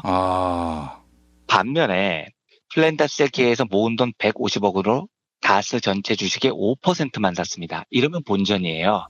부도가 나고 주주들에게 나눠주는 돈이 3,000억인데 이 중 5%가 150억이니까요. 그러니까 이제 150억 넣고 150억 돌려받는 겁니다. 아무 뭐 손실 이득이 없는 거죠. 반대로 150억으로 주식을 1%밖에 못 샀어요. 엄청 비싸게 산 거죠. 예. 이러면 손해가 납니다. 휴지 조각은 아니지만 손해가 꽤 크죠. 주주들의 목 3,000억 중에 1%는 30억밖에 안 되니까요. 150억 투자하고 30억밖에 못 돌려받으니 손실이 꽤 큽니다. 지금 만약에 이 사회가 다스가 부도나면 주식이 휴지 조각이 된다라는 우려 때문에 안 사기로 했다면 그건 논리적으로 좀 잘못됐다는 뜻입니다. 중요한 건 부도가 나느냐 안 나느냐가 아니고요. 150억으로 몇 %를 살 수 있느냐를 따져봐야 돼요. 그리고 얼마나 싸게 살 수 있느냐를 고민을 해봐야 되는 겁니다. 예. 만약에 흥정을 잘해서 150억으로 10% 살 수 있다면 투자 차원에서도 무조건 사야죠. 이런 경우라면 쥐를 잡는다는 취지 외에 돈 벌기 위해서도 무조건 사야 되는 겁니다. 근데 이게 비상장 주식이어서 수익을 기대할 수는 없다. 이런 지적도 있던데요. 네, 이제 그 이야기를 드려보겠습니다. 예. 실제로 지금 플랜다스의 계의 목적은 뭐였냐면 150억 원으로 다스 주식 3% 이상을 매입하는 거였습니다. 그러니까 최악의 경우가 3% 매입을 전제로 했었던 거예요. 예. 만약에 150억으로 3%를 매입을 한다면 다스가 부도가 났을 때 돌려받을 수 있는 돈은 3,000억에 3%면 90억이죠. 이러면 손해가 나요. 150억 투자해서 90억을 돌려받으니까요. 그런데 흥정을 잘해서 5%만 살 수 있다면 아까 말씀드렸듯이 손실은 전혀 없습니다. 만약에 흥정을 잘해서 한 10% 살 수 있다면 봉 잡는 거죠. 예. 제가 만약에 돈만 알고 있는 월가 투자자라면 10%만 살 수 있다면 주식 사고 다스를 고의로 부도를 내버리겠어요. 그렇게 전 주장을 하겠습니다. 돈만 아는 사람이라면은요. 왜냐하면 아니 다스 사업해봐야 앞으로 잘할 것 같지도 않고 괜히 돈 쓰지 말고 부도 내버리자. 그리고 빚 다 갚고 3,000억 나눠 가지자. 저는 이렇게 주장을 할 것 같습니다. 예. 실제로 월가 애들이 이런 짓을 많이 합니다. 이러면 150억 투자하고 몇 달 만에 300억을 벌 수 있는 거죠. 그러니까 자꾸 말씀드리는 문제 핵심은 부도 난다고 휴지 조각이 된다는 게 아니라는 겁니다. 예. 그러면 문제는 지금 150억으로 다스 주식을 얼마를 살 수 있느냐는 겁니다. 지금 다스 주식을 보유하고 있는 사람은 이상은 씨가 47.26%를 가지고 있고요. 예. 이명박의 처남 김재정 씨의 부인 권영미 씨가 23.60%를 가지고 있고요. 이제 3대 주주가 기획재정부입니다. 20% 가까이 가지고 있어요. 이거는 이제 김재정 씨가 상속세를 주식으로 냈기 때문에 기획재정부가 이렇게 많이 가지고 있는 겁니다. 캠코라고 하죠? 네, 그렇죠. 지금 캠코가 이 주식을 팔려고 내놓고 있죠. 기획재정부의 주식을 받아서요. 예. 그리고 청계재단이 5%, 김창대, 이 사람은 뭐 이명박의 고교 동창이죠. 이 사람이 한 4%, 이렇게 들고 있어서 100%입니다. 이 중에 캠코, 그러니까 기획재정부가 들고 있는 주식 말고 다른 사람들은 절대로 주식을 팔 리가 없는 사람들이죠. 플랜다스의 걔한테요. 예. 네, 자기를 죽이려고 하는 사람한테 왜 팔겠습니까? 그러면 플랜다스의 걔가 주식을 사려고 한다면 기획재정부, 기재부가 주식을 팔려고 위임을 해놓은 캠코를 찾아가야 됩니다. 현재 캠코가 이 주식을 팔려고 내놨어요. 그래서 내놓은 가격을 보면 150억으로 살 수 있는 주식은 한 3.4% 됩니다. 만약에 요 가격대로 사서 3.4%를 얻고 다스가 부도가 난다면 손실이 생기죠. 150억 투자해서 한 100억 건지는 거니까요. 이게 이제 최악의 경우에 이런 손실이 생긴다는 겁니다. 그렇다면 지금 플랜다스에게 할 수 있는 가장 좋은 방법은 주주들에게 물어보는 겁니다. 우리가 150억 투자했는데 최악의 경우에 회사가 부도가 나면 휴지 조각이 된다 이러면 안 되고요. 최악의 경우에 우리가 한 100억을 건진다. 50억이 손해가 난다. 그래도 괜찮으시냐? 라고 물어보는 게 저는 일단 원칙적인 것 같아요. 예. 그 다음에 이럴 수도 있죠. 지금 캠코가 다스 주식을 팔려고 오래전부터 내놨거든요. 그런데 가격이 계속 떨어지고 있습니다. 왜냐하면 사려는 사람이 없어요. 그 주식을 누가 사겠습니까? 네. 그러면 이사회 입장에서는 좀 더 기다려보는 건 어떨까라고 제안할 수도 있을 것 같아요. 왜냐하면 캠코도 그 주식을 팔 기회가 이번밖에 없습니다. 그걸 누가 사겠어요? 그러니까 좀 기다리면서 가격을 흥정해서 낮춰 팔도록 유도할 수도 있겠죠. 안원구청장의 생각이 바로 그겁니다. 네.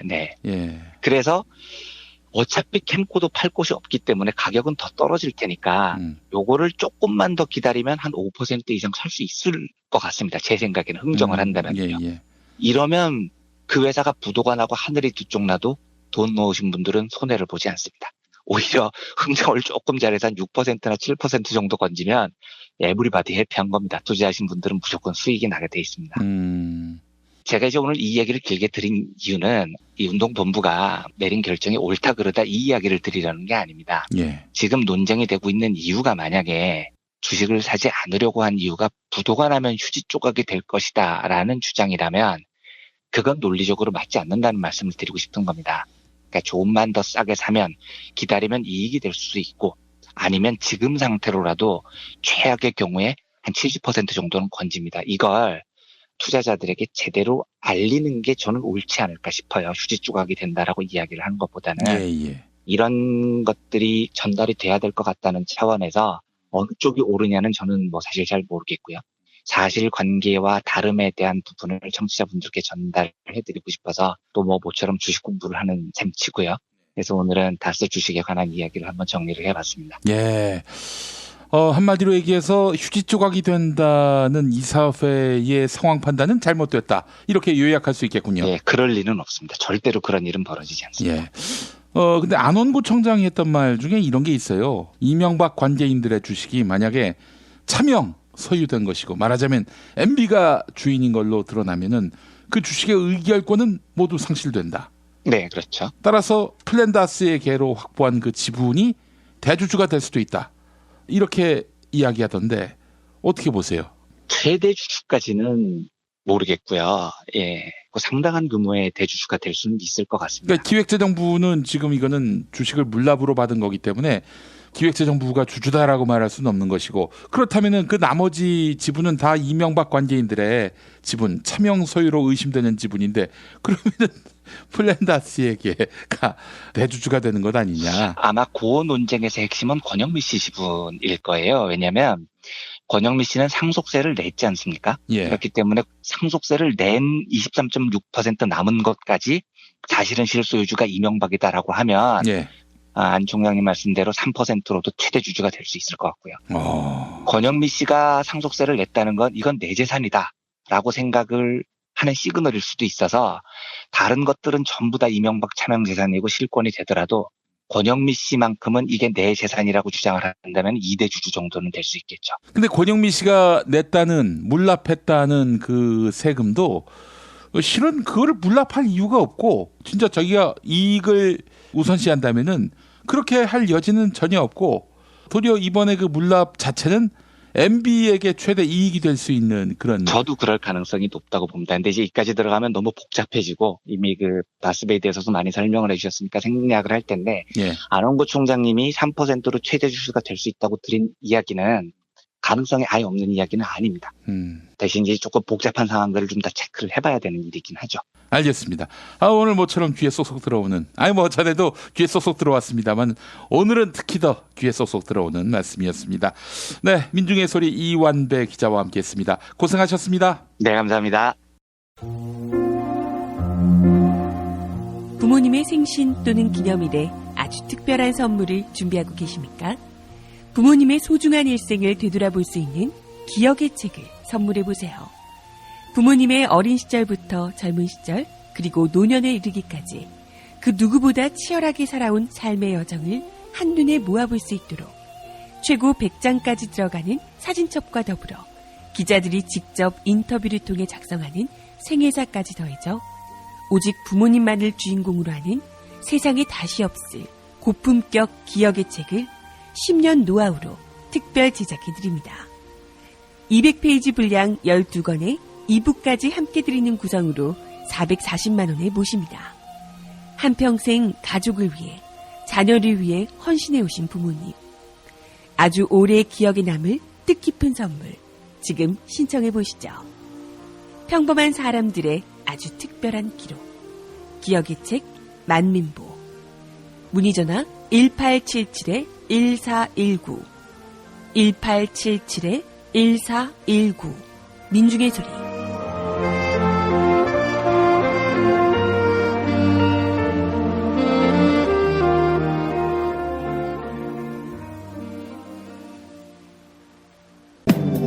진실은 반드시 밝혀진다고. 무엇이 진실입니까? 대통령이라고 하는 지위를 진실을 밝히지 않는 데에 역이용해서. 김보영 아나운서가 함께합니다. 아프니까 팩트다. 안녕하세요. 아프니까 팩트다 김보영입니다. 새해 초 서울 강남의 아파트값이 급등하면서 과열 양상을 보이고 있죠. 이 안철수 국민의당 대표는 노무현 정부 부동산 정책 실패의 시즌2다. 이렇게 힐난했는데요. 그제 국민의당 최고위원회의에서 있었던 안철수 대표의 발언 들어보시죠. 강남 집값이 무섭게 오르고 있습니다. 부르는 게 값입니다. 문재인 정부 출범 이후 9개월 동안 6차례 발표한 대책은 하나같이 조롱거리가 됐습니다. 오히려 정부가 뭘 하면 기다렸다는 듯 강남 집값이 뛰고 있습니다. 이어서 안철수 대표는 수요 억제 정책을 공급 확대로 전면 수정해야 한다고 주장했습니다. 강남 집값의 급등은 주택 공급 부족 현상 때문에 발생한 것이다. 이런 이야기는 강남의 집값이 오를 때마다 등장하는 논리인데요. 하지만 한겨레는 이런 주장이 허구에 가깝다고 설명합니다. 올해 서울 강남구와 서초구 그리고 송파구와 강동구 이른바 강남 4구의 아파트 준공 예정 물량은 16,000가구인데요. 일각에서는 재건축으로 멸실, 즉 사라지는 물량은 31,000가구에 이른다 이렇게 말하고 있습니다. 쉽게 말해 재건축으로 아파트가 사라지니 이주 대상이 3만 가구가 넘게 생기고 이에 공급 부족 현상이 생겼다는 겁니다. 하지만 이는 강남 4구에서 재개발이나 재건축에 따른 이주 대상 물량을 모두 더한 수치로 실제 이주 물량을 뜻하는 건 아닙니다. 현재 국토교통부는 실제 이주 예정 물량을 16,000가구 정도로 예상하고 있습니다. 또한 서울시가 재건축 이주 시기 조정에 들어가면서 한겨레는 올해 강남 4구 이주 물량은 16,000가구 정도에 그칠 가능성이 높다는 분석을 내놨습니다.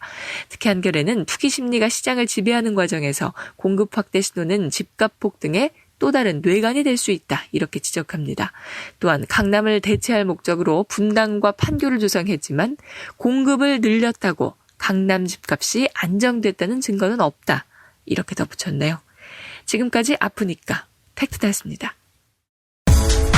운전자를 위한 꿀팁 7,000원 운전자 보험 카페. 알고 계세요?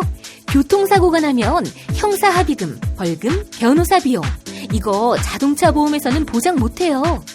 운전자 상해까지도 책임져 드리는 7,000원 운전자 보험 카페. 버스, 택시, 트럭 등 영업용 차량 운전자를 위한 12,500원 운전자 보험 카페도 있습니다. 실손, 부모님 건강, 자녀 보험도 안내해 드립니다. 02849-9730 연중 무휴라 언제든 02849-9730. 최저임금, 꼼수, 불법 신고하세요. 최저임금 올랐다는데 내 월급만 안 올랐네. 신고하세요. 민중당 최저임금 119 운동본부. 상여금을 기본급에 포함시킨다고? 신고하세요. 민중당 최저임금 119 운동본부. 근로시간 줄이기, 식대 기본급에 끼워 넣기. 신고하세요. 070-5118-2119 카카오톡 검색창에 최저임금 119 운동본부를 검색하세요. 최저임금 지키는 민중당. 야, 너 홍어 판다 그랬지? 팔지. 근데 홍어가 진짜 그렇게 몸에 좋아? 아니 끝내준다니까. 우리 엄마 관절염인데? 홍어. 나 숙취는? 홍어. 마누라 다이어트는? 홍어. 큰 이모 변비? 홍어. 작은 형 소화불량은? 홍어. 여동생 피부? 홍어. 큰 누나 주름? 홍어. 명절 때 선물은? 홍어라니까. 근데 비싸지? 열라 싸고 열라 맛있는 홍어가 있다니까. 어디? 알싸한 홍어. 1599-6456.com 혹은 1599-6456 전화 주문도 가능합니다. 골반 잡자 바로 잡자 바디로직 허리 통증 바로 잡자 바디로직 몸매 교정 바로 잡자 바디로직 자세가 좋아지는 골반 교정 타이즈 바디로직 검색창에 골반 교정 바디로직 삐딱한 남성 골반 허리에도 역시 바디로직입니다. 바디로직의 효과를 못 느끼셨다면 100% 환불해드립니다. 자세한 환불 조건은 홈페이지를 참조하세요.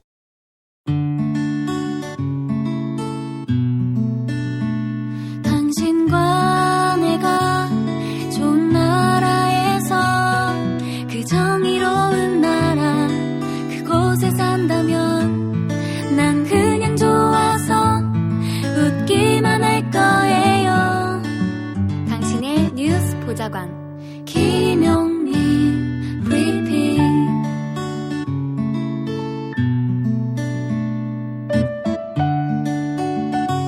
대한민국 뉴스 브리핑의 선두주자 김용민 브리핑. 계속해서 김보영 아나운서가 오늘의 날씨를 전해드립니다.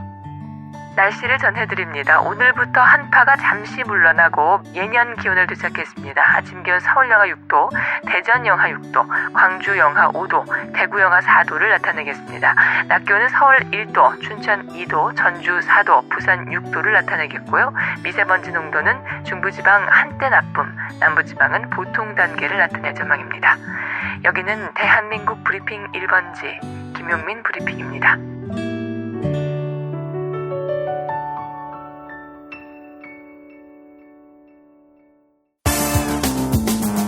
오늘을 읽는 책 문학평론가인 국민대학교 국문학과 정선태 교수와 함께합니다.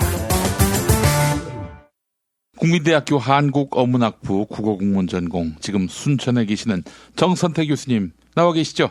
네, 안녕하세요. 아, 여행 참 좋습니다. 이 눈 오는 날에. 아, 여기는 환하게 맑습니다. 아, 그렇습니까? 네. 그쪽에 눈이 오나 보죠? 네, 그렇습니다. 교수님 어떻게 즐거운 하루 보내셨습니까? 네, 아주 즐거웠습니다. 오늘은 서남사, 운주사 다녀왔습니다. 인문학자들은 어떻게 여행을 즐기는지 너무나 궁금한데요. 서남사 가셔서 뭐 하셨습니까? 네, 사찰도 하나의 텍스트여서 그 사찰이란 텍스트에 얽힌 사연들 하나하나 읽고요. 예. 건축물의 생김새 보면서 여기에 깃든 이야기들도 다시 들어보고 여기저기 있는 나무들 보면서 나무들의 얘기도 듣고 그렇습니다. 예. 자, 교수님 오늘 어떤 작품 소개해 주십니까? 네, 오늘은 브루스 왓슨이 쓴 사코와 반제티라는 책 소개해 드릴 텐데요. 예. 세계를 뒤흔든 20세기 미국의 마녀 재판이라는 부제가 달려 있습니다. 예. 아마 사코와 반제티를 들어보신 분들이 많지는 않을 겁니다. 대단히 유명한 사건인데 미국 사회가 어떤 곳인지 이 미국의 정체성의 이면을 묻는 그야말로 세계를 뒤흔든 사건이었습니다. 사코 반제티, 사람 이름이죠? 네, 그렇습니다. 차근히 말씀드리면 니콜라 사코라는 사람과 바르톨로메오 반제티라는 두 이탈리아 사람입니다. 예. 이 니콜라 사코라는 사람은 구두 수선공이었고요. 바르톨로메오 반제티라는 사람은 생산 장수였습니다. 예. 이탈리아에서 어렵게 살다가 아메리칸 드림을 기대하면서 미국으로 건너옵니다. 10년 동안 미국 생활을 하면서 정말 쉽지 않은 삶을 이어가죠. 가난한 이들에게는 거대한 지옥 구덩이이지만 부자들에게는 천국인 뉴욕에서 살다가 미국 사회의 이면을 보면서 서서히 아나키스트가 됩니다. 그 과정에서 1920년에 매사추세츠주 사우스 브레인트리라는 곳에서 살인 강도 사건이 일어나요. 네, 그 사건에 연루됐다는 이유로 사코와 반제티가 마녀 재판을 받습니다. 증거도 없고요. 그리고 범인이라는 이유도 없는데 단 하나, 노동자라는 이유로, 그리고 이탈리아 이민이라는 이유로, 그리고 세 번째는 이 미국 사회의 주류 사회 비판하는 아나키스트란 이유로 사형 선고를 받습니다. 장장 7년에 걸쳐서 재판이 진행되는데요. 1927년 8월 23일에 전기 의자에 앉아서 형장의 이슬로 사라집니다. 미국의 양심을 묻는 대사건이었습니다. 지금 우리의 상황을 비춰보면 어렵지 않게 이해할 수 있을 겁니다. 이때도 그 에드거 후버라는 이른바 김기춘이나 정형근 같은 검사가 있었고요. 예. 그리고 세이어 판사라는 사람, 우리의 그 말도 안 되는 판사들 있죠? 그런 판사들도 있었습니다. 애들이 사회적 약자인 사코와 반제티를 범인으로 몰아서, 그러니까 사건을 조작한 거죠. 조작해서 그 당시에 이른바 적색 공포 속에서 러시아 혁명 이후에 미국의 위기를 돌파하기 위해서 이런 간첩 빨갱이 조작 사건을 만들어내는 겁니다. 미국이란 나라에 대해서 많은 공감을 하고 있었던 전 세계의 약자들에게 아주 분노를 일으킨 대사건이었습니다. 사코와 반제티 사건은 꼭 기억하셔야 될 줄로 알고요. 미국이란 나라가 어떤 나라인지를 정확하게 읽기 위해서는 이 사건이 하나의 중요한 지금석이 될 것 같습니다. 사코와 반제티 둘을 기억하는 건 바로 미국이란 어떤 나라인가를 기억하는 것과 크게 다르지 않다고 생각을 합니다. 이 사건이 두 사람의 사형으로 끝나자 전 세계에서 대대적인 시위가 벌어집니다. 그리고 그건 한국에서도 예가 아니어서. 한국에서도 시위가 있었습니까? 시위까지는 아니고요. 동경에서는 시위가 있었는데 그 당시 조선일보 그리고 동아일보, 중해일보 신문을 통해서 이 소식을 접한 조선인 청년들이 분개하고 대표적인 시인이었던 임화라는 사람이 있습니다. 이 임화라는 시인은 탐 1927이라는 시를 써서 투쟁을 북돋우기도 합니다. 아이고, 그게 어떻게 가능했던 시대였습니까? 네, 그러니까 세계적 연대, 국제적 연대가 지금 우리가 생각하는 것보다 훨씬 더 민감하게 반응했던 것 같아요.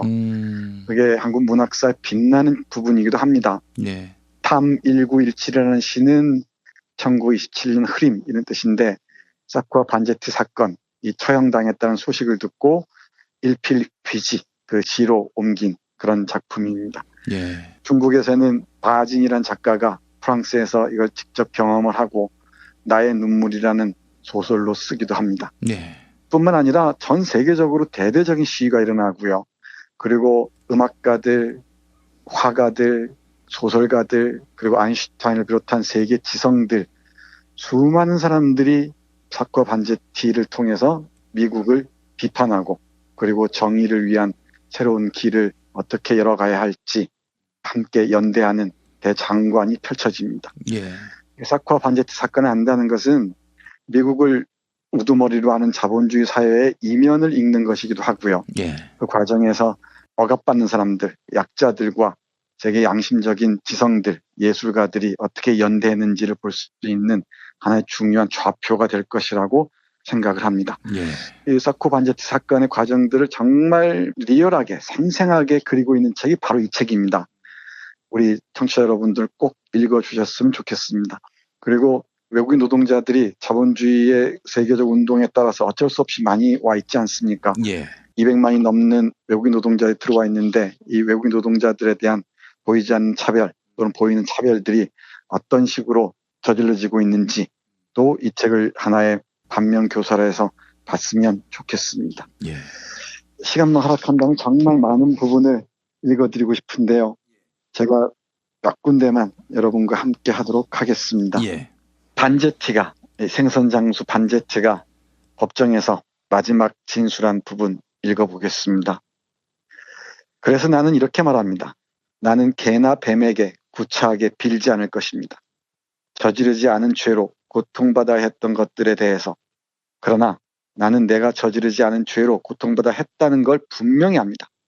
나는 급진주의자이기 때문에 고통을 받고 있습니다. 물론 나는 급진주의자입니다. 나는 이탈리아 사람이기 때문에 고통받았습니다. 물론 나는 이탈리아인입니다. 나는 내 자신을 위해서가 아니라 내 가족과 내가 사랑하는 이들을 위해서 고통받았습니다. 그러나 당신들이 나를 2번 죽일 수 있다면, 그리고 내가 2번을 다시 태어날 수 있다면 나는 분명 여태까지 살았던 대로 똑같이 살 것이라고 확신합니다. 이만 마치겠습니다. 이렇게 최후 진술을 하고 난 다음에 신체 전류를 통과시키는 방식으로 전기의자에 앉아서 형장의 이슬로 사라집니다. 그리고 반제티가 기자들에게 한 유명한 독백이 있습니다. 예.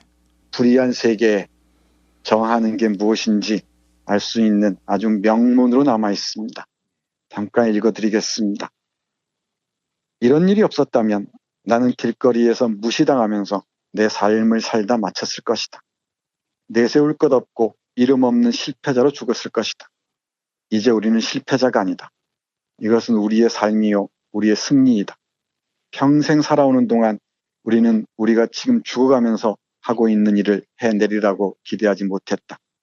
하지만 지금 우리는 관용을 위해, 정의를 위해, 사람이 사람을 이해하는 날을 위해 싸우고 있다. 우리의 말, 우리의 삶, 우리의 고통, 그리고 우리의 목숨을 빼앗는 것이 본질이다. 그 마지막 순간은 우리 것이다. 그 고통은 우리의 승리이다. 네, 이게 반제티가 기자들에게 마지막으로 남긴 그 유명한 독백입니다. 아이고, 어목한 시절에 이런 지식인들은 정말 독재자들에게 큰 침이겠어요. 네, 이 지식인이 아니고요. 사코 반제티는 이탈리아에서 이민 노동자들이죠. 그냥 전 지식인이라고 부르고 싶습니다. 그분들은. 네, 맞습니다. 근데 이런 노동자들에게서 이른바 가짜 지식인들보다 훨씬 명료한 인간에 대한 진실, 그리고 사회 정의의 대답을 들을 수가 있죠. 예. 금방 우리 김 PD 말씀하신 대로 조금만 더 읽어드리면 이렇습니다. 사코가 아들에게 편지를 쓰면서 억압받는 사람들을 위해서, 사랑하는 사람들을 위해서 절대 무릎 꿇지 말라라고 얘기하면서 이렇게 씁니다. 단테야, 한 번 더 말하지만 슬픈 요즘 내 어머니와 소중한 이들을 사랑하고 곁에서 잘 보살펴 드려라. 내 용감한 마음과 선량함으로 그들에게 위로를 주리라 믿는다. 그리고 내가 너를 사랑하니 잊지 말고 너도 나를 조금 사랑해 주렴. 아, 아들아, 너를 아주 많이, 아주 자주 생각한단다. 이런 편지를 씁니다. 이 사쿠와 반제티 사건을 저는 정말 대대적으로 선전하고 싶어요. 그리고 이 구글링을 통해서 볼 수 있는데 벤샨이라는 미국의 화가가 그린 사쿠와 반제티 이 그림이 있습니다. 예. 그림도 보시고 1971년에 이탈리아에서 만들어진 사코 앤 반제티라는 영화도 있습니다. 그리고 포크 음악의 대가인 우디 거스리가 제작한 사코 앤 반제티라는 앨범도 있습니다. 예. 그리고 엔니오 모리코네가 작사하고 존 바에즈가 부른 Here's to You라는 명곡도 있습니다. 이 운동가요로 많이 불려지기도 했었죠. 예. 뿐만 아니고 연극으로 온갖 장르로 다양하게 쓰여졌고요. 앞에서 말씀드렸듯이 조선 식민지의 시인 임화도 여기에 응답해서 국제적 연대를 얘기했었습니다. 예. 마지막으로 아인슈타인이 사쿠와 반제티 사건에 관련해서 얘기한 부분 짧게 읽어드리고 마무리하겠습니다. 예. 사쿠와 반제티의 비극적 사건을 인류의 양심에 되살리기 위해 모든 일을 해야 한다. 가장 완벽하게 계획된 민주적 제도도 결국은 그 제도를 운영하는 사람들에 따라 달라진다는 사실을 그들은 우리에게 가르쳐 준다. 네, 마지막 문장이 오랫동안 남습니다. 가장 완벽하게 계획된 민주적 제도도 결국은 그 제도를 운영하는 사람에 따라 달라진다는 사실. 우린 명심해야죠. 민주주의가 아무리 형식적으로 훌륭하다 해도 그걸 운영하는 사람들이 엉망진창이면은 얼마나 쉽게 한 정치 공동체가 망가지고 그 사회 구성원들이 무너지는지, 삶이 무너지는지 우리가 9년 동안 생생하게 봐왔던 바와 같습니다. 예, 맞습니다. 다시 찾은 이 민주주의의 가능성을 뒤흔드는 세력들의 저항이 만만치 않다는 것 제가 몇 번씩이나 말씀드렸습니다. 그래서 이사코 반제티를 읽으시면서 경이란 무엇인지, 진정한 민주주의란 무엇인지 깊이 헤아려 보셨으면 좋겠습니다. 예. 아마 한 주 동안은 사코와 반제티와 함께 하셔도 시간이 모자랄 거라고 생각합니다. 노래를 안 들을 수가 없을 것 같은데요, 교수님? 네, 좋습니다. 존 바이저가 부르는 Here's to You. 당신이 바로 여기 있습니다인데 정확히 얘기하면 그대들에게 바칩니다죠. 예. 가사를 제가 번역해서 읽어드리면 이렇습니다. 니콜라와 바르트. 이 니콜라는 니콜라 사코고요. 바르트는 바르톨로메오 반제트를 얘기합니다. 예. 니콜라와 바르트. 그대들에게 이 노래를 바칩니다. 이제 우리 마음속에서 영원히 안식을 찾으소서. 최후의 순간은 그대들의 것입니다. 그 고통은 그대들의 승리입니다. 네. 유명한 영화음악 제작자인 엔니오 모리코네가 만들었고 미국의 포크 가수, 저항 가수인 조한 바이즈가 부른 Here's to You 이 노래 들으면서 우리 정선태 교수님과는 인사 나누겠습니다. 교수님 고생하셨습니다. 네, 고맙습니다.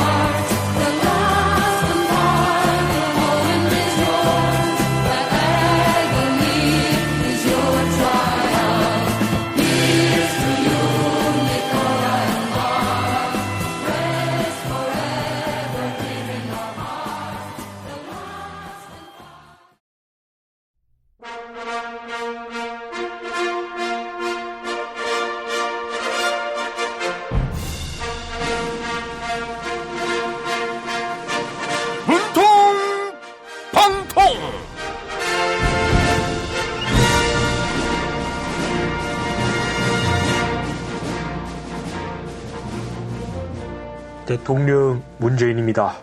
서지현 검사의 용기 있는 폭로로 검찰 내부에 성희롱 성추행 사건이 드러났습니다. 그런데 자유한국당 최교일 의원이 돌연 잠적했다고 하는데요. 도망자 최교일 의원이 편지를 보내왔습니다. 같이 읽어볼까요? 문재인 대통령님, 자유한국당 최교일입니다. 안태근이 저지른 성추행 사건의 불똥이 저에게 튀고 있습니다.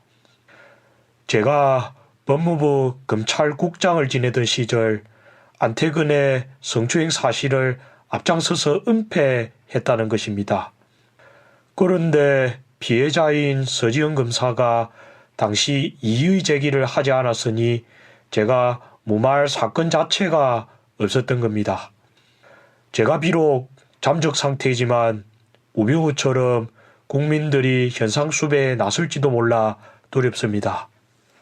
아이고, 최교일 의원님, 서지현 검사는 10년 전 한 흑인 여성의 작은 외침이었던 미투 운동을 보며 용기를 얻었다고 말했죠. 그런데 최교일 의원님은 안태근에게 용기를 얻어 미투 운동에 동참하는 것 같습니다. 네? 최교일 의원님도 안태근이 회개한 것처럼 깨끗하고 성실하게 공직생활을 했다고요? 그게 아니고요. 자기에게 불리하면 기억이 없다고 말하는 안태근의 행태를 따라한다 이 말입니다. 임은정 검사가 폭로했잖아요.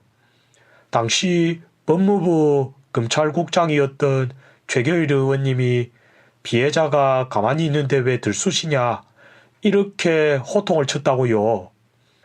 안태근은 술을 마셔서 기억이 없다고 했지만 최교일 의원님은 맨정신이었잖아요. 네? 임은정 검사가 위증을 하는 거라고요? 아이고, 그러고 보니 최교일 의원님은 최순실 국정조사 과정에서 최순실 측근에게 위증을 교사했다. 이런 의혹도 받은 바 있었지요. 저도 깜빡하고 있었네요. 기억이 없어 깜빡깜빡하는 최교일 의원에게 정소녀씨가 부른 깜빡 띄워드리겠습니다. 빨래를 돌리고 그대로 깜빡 지게를 올리고 자꾸만 깜빡 요즘 따라 왜 이런지 아이들과 당신 태어난 날은 잊은 적 없었는데 내 생일은 깜빡 가끔은 어여쁜 내 청춘도 기억나지 않아요. 소녀 같은 순정은 아직도 가슴에 남았는데 어제도 오늘도 반복되는 똑같은 일상 속에 어느덧 거칠어진 두 손만큼 지쳤나봐요. 우리 내 인생은 빠르지만 하나만 알아줘요. 자꾸 깜빡해도 그댈 위한 사랑 하나밖에 몰라요. 그대의 깜빡.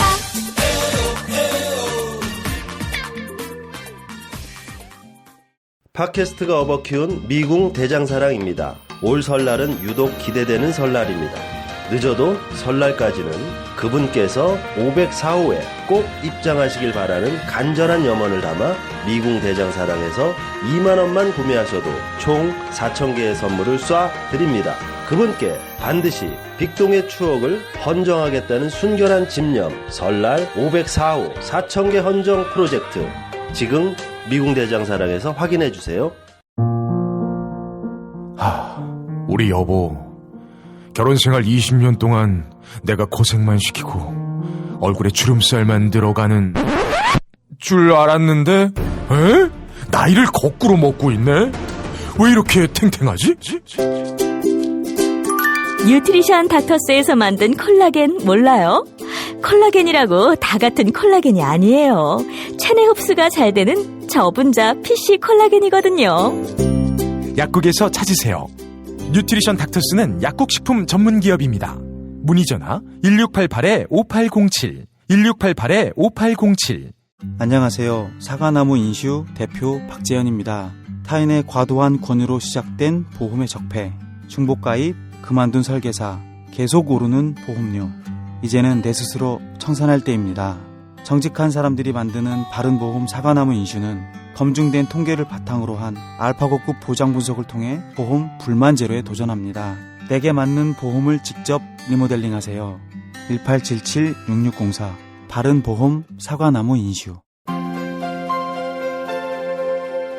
이준호동 희망센터 이사 권영국 변호사입니다.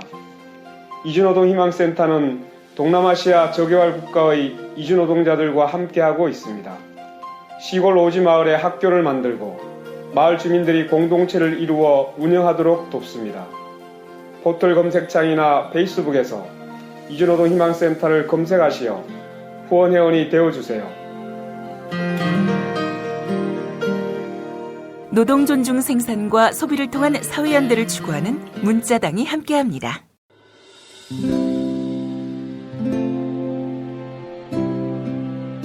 그러니까 목사님은 우리 남북 관계에 있어서도 큰 정기를 마련해 주셨습니다. 늦봄 문익환 목사 탄생 100주년. 민주화와 통일운동을 위해 11년 4개월간 옥고를 마다하지 않은 행동하는 양심.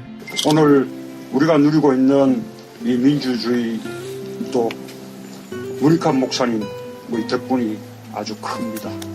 그가 24년 동안 살았던 서울 강북구 인수봉로 통일의 집이 6월 1일 문익환 통일의 집 박물관으로 거듭납니다. 사람들이 이렇게 항상 북적북적 이렇게 했던 공간이라 아버지한테만 아니라 우리 모두들한테 굉장히 큰 의미가 있는 통일의 역사를 기억하며 통일의 길을 모색하는 문익환 통일의 집 박물관 기념사업 추진위원으로 함께해 주시겠습니까? 이건 단지 어떤 유가족들의 유산이 아니라 우리 시대가 가지고 있는 유산이기 때문에 자세한 안내는 포털 사이트에서 문익환 통일의 집을 입력해 주세요.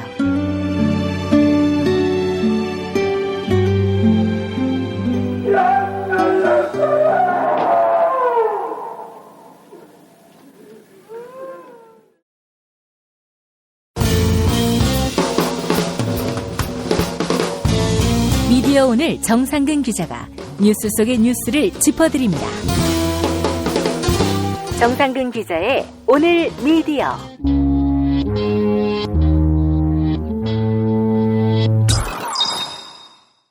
미디어 오늘 정상근 기자 만나겠습니다. 정 기자님. 네, 안녕하십니까. 네, 지금 저희가 녹음할 때 눈이 옵니다. 네, 엄청 펑펑 오는데요. 집에 어떻게 가요? 집에 말 타고 가야죠, 이제. 네, 파킹해놓은 말이 있어서. 아, 그렇군요. 장기동에 뽀로로가 산다는 소문이 있어요. 뽀로로요? 예. 왜 갑자기 뽀로로가 산다고 그러면 아이들이 장기동을 얼마나 좋게 보겠습니까? 아, 정말요? 네, 이제 장기동에 대해서 제가 홍보대사가 되려고 합니다. 네, 뽀로로는 없어도 그 아이들이 마음껏 뛰어놀 수 있는 아라뱃길 옆에 공원이 있습니다. 아, 그래요? 정상근 동지가 그 흰곰 뭐라고 그러지? 뽀로로에서. 모르시지, 뽀로로? 아, 예, 사실 잘 몰라요. 이제 애가 생기면은 뽀로로가 어떤 존재인지, 왜 뽀통령이란 말이 나오는지 절감하게 될 겁니다. 아, 정말요? 예, 그렇습니다. 요새는 그 뽀로로의 시대가 가고 상어인가? 하여튼 뭐 그게 유행한다고 하던데 그것도 한번 봐야겠네요. 예, 알겠습니다. 아, 그래요. 포비. 예, 포비. 북극공 포비. 그 포비가 정상근 동지란 소문이 있어요. 아, 저요? 잠깐만요. 제가 이거 사진을 찾아봐야겠네요. 아, 좋은 거야. 좋은 거니까 걱정하지 마. 아, 예. 이 하얀 친구 말하는 거죠? 그렇죠. 예. 제일 크고. 예, 그렇습니다. 아, 네. 그렇군요. 아주 많네요. 출연 인물이. 예. 자, 이 장기동 여러분, 뽀로로가 살고 있습니다. 장기동 가서 우리 뽀로로 많이 만나보시기 바라겠습니다. 네, 많이 놀러와 주시기 바랍니다. 예. 자, 오늘 첫 소식 어떤 소식 준비하셨습니까? 네, 조선일보 관련된 소식을 전해드리려고 하는데요. 29일 방송 기준으로 엊그제 조선일보가 일면에 평창 개막식 하이라이트 성화점화 장면이 샜다라는 기사를 보도했어요. 예. 이게 사진 기사거든요. 예. 사진이 한 3개가 있고 로이터 통신이 리허설 장면 사진을 공개했다고 돼 있으면서 뭐라고 써 있냐면은 성화점화는 올림픽 개회식의 최대 하이라이트다. 이 때문에 역대 올림픽 조직위원회는 성화가 점화되는 방식과 성화 최종 주자의 정체를 점화 순간까지 철저히 비밀에 붙여왔다. 때문에 비공개리에 진행되던 성화 점화 리허설이 의도치 않게 외신에 유출됐을 가능성에 무게가 실리고 있다.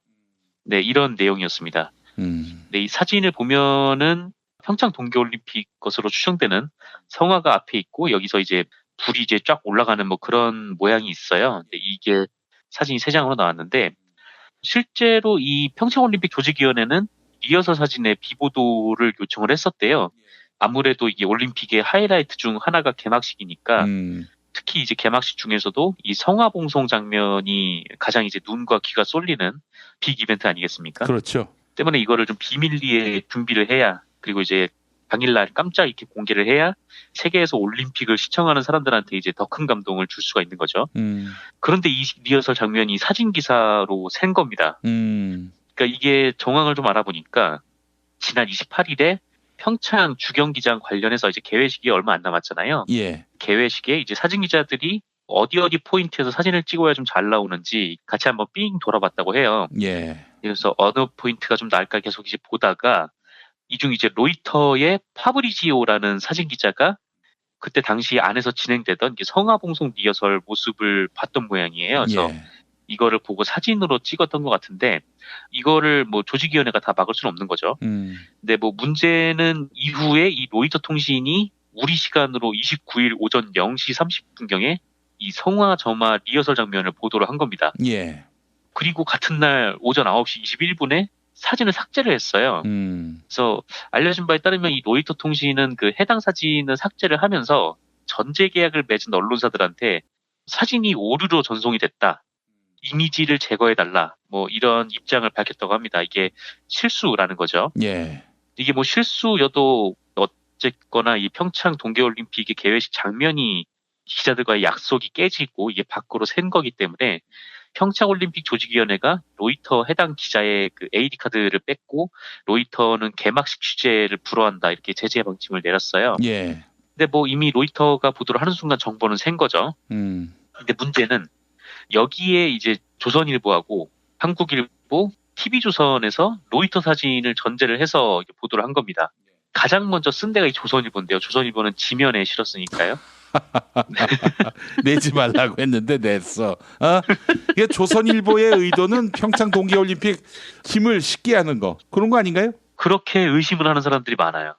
이게 왜냐면은 조선일보가 그렇게 보도를 한 다음에 결국 이제 평창 동계올림픽 조직위원회가 성화 점등 방식까지 변화할지 검토하겠다 좀 이렇게 밝힌 상황이거든요. 예.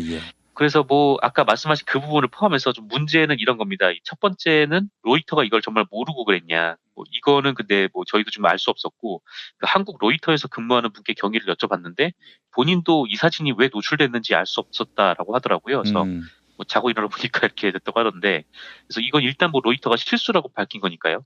두 번째가 지금 이 논란의 핵심인데 이거를 왜 조선일보가 전제 보도했냐는 거죠. 조선일보가 아까 말씀드린 대로 해당 사진을 전제를 하면서 이 장면이 비공개라는 점을 밝혔어요. 그러니까 공개되면 안 되는 사진이란 거를 본인들이 인식을 했다는 건데 그걸 인식을 하고도 이 사진을 공개를 했다는 거죠. 근데 이거를 보고 다른 매체 사진 기자들이 굉장히 이제 분노를 한 거예요. 예. 근데 왜냐면은 이 사진이 비공개라는 거는 평창 쪽을 취재하는 사진 기자 누구라도 다 안다는 겁니다. 이렇게 조직위원회가 이거를 비공개로 해달라고 했고 이거는 일종의 신사협정 같은 거죠. 근데 뭐 조선일보가 특종인 것처럼 일면에 그렇게 로이터 사진을 전제 보도를 한 거니까 그래서 이제 분노를 했다라는 거예요. 그래서 우리는 이걸 보고도 조직위원회가 하지 말라고 해서 우린 사진 안 실은 건데 조선일보가 이걸 실으면 어떡하냐 뭐 이런 얘기인데 조선일보 한 기자 얘기를 들어보니까 이미 뭐 로이터라는 세계적인 통신사를 통해서 이게 다 보도가 된 거 아니냐. 그러니까 조선일보가 보도하지 않는다고 이게 감춰지는 것은 아니다. 뭐 이렇게 판단을 한 모양이에요. 뭐 국장선에서 이제 판단이 된 것 같은데 편집국장선에서 그리고 뭐 해당 기사는 보안을 유지해야 할 장면이 뭐 유출됐다. 뭐 이런 문제제기 차원에서 썼다라고 주장을 했어요. 예. 그것도 좀 웃기는 얘기인 게 사진 기자들 얘기를 들어보니 지금 조선일보가 하는 얘기는 이 로이터 통신이 그런 식으로 하면 안 된다라고 하면서 자사보도에 그 사진을 실어버린 거잖아요. 그래서 아까 이 김효민 PD께서 말씀하신 대로 이거는 진짜 어떤 의도를 가지고 평창 동계올림픽에 김을 빼려는 거 아니냐 이렇게 비판하는 분들도 계시더라고요. 아니 그렇지 않고서야 이건 뭐 거의 회방 넣는 거나 다름이 없는데 실제로 조선일보 지면 제가 봤어요. 한심하게 칠칠맞게 이 장면을 기자한테 노출시켰다라는 논조였어. 제목부터. 네, 그렇죠. 뭐 이 제목을 보면은 평창 개막식 하이라이트 성화 점화 장면이 샜다. 이 샜다라는 거죠. 이게 보안을 제대로 지키지 못했다라는 의미로 딱 보는 순간 받아들일 수밖에 없는데 그거를 보면은 정말 조선일보가 이 사진을 공개한 의도가 뭔가 의심이 될 수밖에 없는 대목이죠. 아유, 진짜 한심하고도 나쁜 인간들입니다. 자유한국당도 평창 동계올림픽 성공적으로 치르자. 이런 결의안조차도 검토해보겠다. 이런 식으로 가결시키는데 주저하고 있고요. 이게 뭐겠어요? 속내가 뻔한 거지. 이걸로 인해서 문재인 대통령 지지율이 오를까봐 아주 노심초사하고 있는 겁니다. 망하길 바라고 있는 거예요. 네, 뭐 그렇게 볼 수도 있죠. 네, 어쨌건 이렇게 공개가 되면 안 되는 건데 그거를 알고도 어쨌건 조선일보는 이 사진을 썼습니다. 그것도 일면에 박아놨고요. 그래서 지금 그 평창 동계올림픽 조직위원회에서 로이터 통신의 사진 기자를 뺐다고 이렇게 얘기를 했잖아요. 뭐 개막식에도 불참을 시켰다고 했고. 근데 이제 그 전제를 했던 매체들한테도 이거 지금 내려라. 안 그러면 너네도 제재한다. 막 이렇게 얘기를 했대요. 예. 그래서 지금 이제 온라인에 올라갔던 그 기사들은 다 내려갔는데 이제 문제는 뭐 지면에 남아 있는 거고. 지면이 이미 찍혀 나온 건데. 응? 지면은 또 찍혀 나온 거고 또 조선일보는 따로 이거를 보도를 했더라고요. 그래서 평창 동계올림픽에 이 성화 장면이 새서 9시간 동안 뭐 조직위가 난리가 났다. 뭐 이런 보도를 했는데. 신났어 이 씨발 새끼들. 어? 이게 진짜 너네 때문에 유출된 건데. 로이터의 잘못이 더 크지만 어쨌거나 조선일보가 그거를 전제 보도했던 거 아닙니까? 예. 그래서 뭐 그거를 보면서 좀 황당하기도 했던 그런 상황입니다. 알겠습니다. 자, 다음 소식 한번 또 살펴보죠. 다음 소식 전해드리면 어제 김의겸 청와대 대변인 내정과 관련해서 말씀을 좀 드렸는데 예. 언론학자인 이준웅 서울대 교수가 그 비판을 제기를 했어요. 예. 페이스북에 글을 쓰셨는데 내용은 이렇습니다. 한국 언론은 여러 가지 문제를 갖고 있지만 내가 보기에 최악 중 하나가 바로 이것이다. 어제까지 기자 옷을 입고 권력에 질문하던 자가 오늘 옷을 바꿔 입고 권력의 편에서 답변한다. 이런 선배를 보고 후배 기자들은 뭘 배울까? 이런 길을 가려는 기자들이 있는 언론사를 보면서 시민들은 뭘 믿을 수 있을까? 나는 일간지 국장급이 청와대 대변인으로 가는 일이 대법관이 대형 로펌에 가는 것만큼이나 웃기는 일이라고 생각한다. KBS고 SBS고 동아일보고 한겨레고 마찬가지다. 중앙언론사에서 잘 나가던 기자들일수록 이런 오퍼를 받을 가능성이 높은데 오퍼를 거절하지 않는 게 우리 언론이다. 그런 길을 스스로 찾아다닌다. 언론이 스스로 자기 전문적 정체성을 망치는 일이다. 한국 언론의 정파성을 강화하고 언론직의 기회주의를 조장하는 일이다. 이런 일이 반복하는 한 언론개혁이고 뭐고 소용없다. 네, 이렇게 문제를 제기했어요. 저는 뭐 제기할 수 있는 문제라고 보는데 원론적으로는 그런데 저는 좀 생각이 좀 많이 다르거든요. 그래서 몇 가지 좀 사례를 들어서 좀 말씀을 드리면 제가 예전에 그 진보정당 취재를 좀 오래 했었어요. 그렇죠. 5년 넘게 했는데 여기에 이제 이른바 폴리널리스트라고 불리는 분들이 많았습니다. 그러니까 원래 뭐 진보적인 매체의 기자이긴 했는데 기자를 하다가 작은 일이라도 직접 사회를 바꿔보고 싶다라는 생각에서 기자를 그만두고 옮기신 거죠. 정당으로. 그래서 이분들이 이제 기자를 그만두고 뭐 현장의 활동가이자 정당인이 돼요. 그리고 제가 아는 한 분도 지역 정치를 굉장히 열심히 하시면서 민중의 집이라는 협동조합 형태의 마을운동도 시도를 해보고 유기동물 문제, 환경 문제와 정치를 연결시켜서 보다 이제 나은 세상을 만들려고 노력하시는 분이 있고요. 이분은 또 출마도 다 했어요. 뭐 국회의원 선거도 출마하고 뭐 지방선거도 출마하고 했는데 물론 다 낙선을 했죠. 진보정당 출신이니까요. 그런 분이 아니어도 진보정당에 들어가서 보좌진을 하거나 정책을 개발하시는 분도 제가 많이 봤고요. 반대로 그 민주노동당에서 정책실장으로 근무를 하시다가 이분이 이제 무상급식 정책을 가다듬은 분이 계시는데 되게 옛날이죠. 한 2000년대 초반이니까. 그때 이제 무상급식 정책을 가다듬었고 그게 지금 이제 나온 이제 무상급식의 초안이 된 그런 좀 의미 있는 일을 한 분이세요. 근데 이분이 잠시 그 레디앙이라는 매체에서 기획위원을 하셨던 적이 있습니다.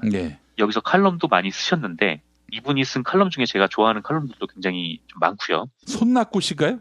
아니요. 이재영 당시 레디앙 기획위원인데요. 그리고 다시 정당으로 돌아가셨어요. 또 이제 정치행 길을 맡아서 하시다가 대장암을 앓으시다가 아이고, 세상에. 젊은 나이에 세상을 떠나셨습니다. 근데 이분들을 폴리널리스트라고 부를 수 있을까? 뭐 기회주의자라고 부를 수 있을까라고 뭐 한번 반문을 해보면 아니 뭐 집권 가능성이 사실 한국 사회에서는 높지 않은 그런 상황에서 누가 그런 분들을 폴리널리스트라고 하겠어요. 그냥 뭐 뭉뚱그려서 정치를 하나 언론을 하나 다 사회운동가로 볼 뿐이죠. 그렇죠. 뭐 저도 그렇게 생각하진 않는데요. 하여튼 뭐 이런 사례도 있고요. 그러면 이제 뭐 큰 곳으로 가면 폴리어널리스트고 작은 곳으로 가면 폴리어널리스트가 아닌가. 근데 또 이렇게 생각해 볼 수도 있죠. 두 번째 좀 생각이 났던 거는 이 언론 출신이 기업으로 가는 경우가 상당히 많습니다. 물론 언론사를 그만두고 시험을 쳐서 입사하는 분들도 계시는데 예. 대부분 현직에 있다가 홍보팀 같은 곳을 가죠. 정치 권력보다 강력한 게 자본 권력이라고 하는데 언론인으로서 자본 권력도 감시해야 하는데 그 권력에 들어가는 겁니다. 대기업으로 간 분들은 비판을 많이 받죠. 예. 근데 중소기업에 가는 분들은 비판을 안 받아야 할까요? 그렇게 또 생각해보면 또 그것도 아닌 것 같아요. 심지어 저는 기자를 하다가 대기업 홍보팀에 갔다가 다시 기자로 돌아온 사람이 기자를 하다가 진보정당 보좌관을 하다가 다시 기자로 돌아온 사람을 폴리어널리스트라고 비난하는 장면도 봤거든요. 네. 네. 그런 점을 쭉 봤어요. 근데 그래서 기자가 왜 기자로 남지 않고 자꾸 이제 정치권으로 가느냐, 그런 사람들이 다 폴리어널리스트 아니냐라고 얘기를 하는 거에 대해서 저는 그렇게 생각하진 않습니다. 물론 청와대 대변인이라는 자리가 이제 결코 작은 자리는 아니죠. 예. 게다가 또 이제 폴리어널리스트라는 사람들을 결코 얕잡아봐서도 안 됩니다. 이렇게 평생 양지를 찾아 헤매다가 권력에 아부하는 글을 쓰다가 뭐 개인의 일신과 영달을 위해서 움직이는 자들이기 때문에 이런 사람들은 분명 적폐죠. 근데 다만 이제 이준우 교수님께서는 이제 그런 취지의 차원에서 이제 말씀을 하신 거고, 제가 생각하기에 더 큰 지금 언론의 본령이 뭘까라고 고민을 해보면은 사회 부조리를 고발을 하고 예. 또 사회적 약자를 배려하는 것이 보다 더 큰 언론의 본령이 아닐까라는 생각을 하게 돼요. 그런 점에서 뭐 저는 여러 이견들이 좀 있겠지만 예. 조선일보와 한겨레가 엄연히 다른 조직이라고 보고 있고, 또 논리도 없는 칼럼으로만 박근혜를 빨아제끼다가 대변이 됐던 윤창중과 그다음에 아침에 KBS에 있다가 밤에 청와대로 간 민경욱이 김의겸 대변인과 같은 선상에 놓일 수는 없다고 생각을 합니다. 네. 그동안 살아온 궤적들이 있으니까요. 예, 예. 물론 김의겸 대변인도 나중에 뭐 정치를 하면서 전혀 지금과는 다른 사람이 될 수도 있죠. 근데 그거는 시민들이나 언론이 감시하고 비판해야 하는 일이고, 단순히 정치권으로 가서 국장급 이상의 뭐 정치권으로 갔다고 해서 민경욱과 윤창중과 김의겸이 같은 반열이다. 제가 그렇게 식견이 밝은 편은 아니지만 저는 그렇게 생각은 안 들어서 좀 이 얘기를 전해드리고 싶었습니다. 그래요. 저도요. 뭐 조금만 자기들 마음에 들지 않으면 문재인 정부는 뭐 박근혜하고 별로 다르지 않다. 이렇게 쉽게 단정하는 문화가 있는데, 어떻게 비교를 해도 그런 인간들하고 비교를 합니까? 그 오바지, 그거는. 그렇지 않아요? 예. 네. 그리고 또 김의겸 기자의 청와대 행위에 대해서 이제 문제 삼는 분들은 언론인이 그래서 해야 되겠느냐라고 했는데, 언론인이 아니잖아요. 그만뒀잖아요. 그리고 언론인이 뭐 특별합니까? 아니, 저는 언론인에 대한 뭐 상당한 선민의식들이 자꾸 느껴지는데, 국민들은 그렇게 보지 않습니다. 거기에 합당한 일을 할 수 있다라고 판단하면은 촛불로 세운 정부에 참여하는 것이 그렇게 죄악시된다든지 그럴 수는 없다고 봅니다. 모든 잣대가 동일해야 한다. 뭐 그렇게 얘기하는 것이 논리적으로 맞을 듯 보이겠지만, 그렇지만 이 경우가 다른 거 아니겠습니까? 분명히. 그렇죠. 뭐 그 잣대를 들이댈 수도 있는데, 어떻게 보면은 또 다른 잣대도 하나가 또 존재를 하는 거죠. 이제 하나의 잣대로만 이렇게 판단을 할 수는 좀 없는 노릇인 것 같고. 예. 그리고 또 윤창중이 써왔던 글과 김의겸이 써왔던 글은 제가 봤을 때 상당한 차이가 있는 것 같아요. 그래서 예. 결코 뭐 제가 보기엔 같은 반열에 놓일 수는 없다라고 보고 있습니다. 예, 알겠습니다. 오늘 잘 정리를 해주셨네요.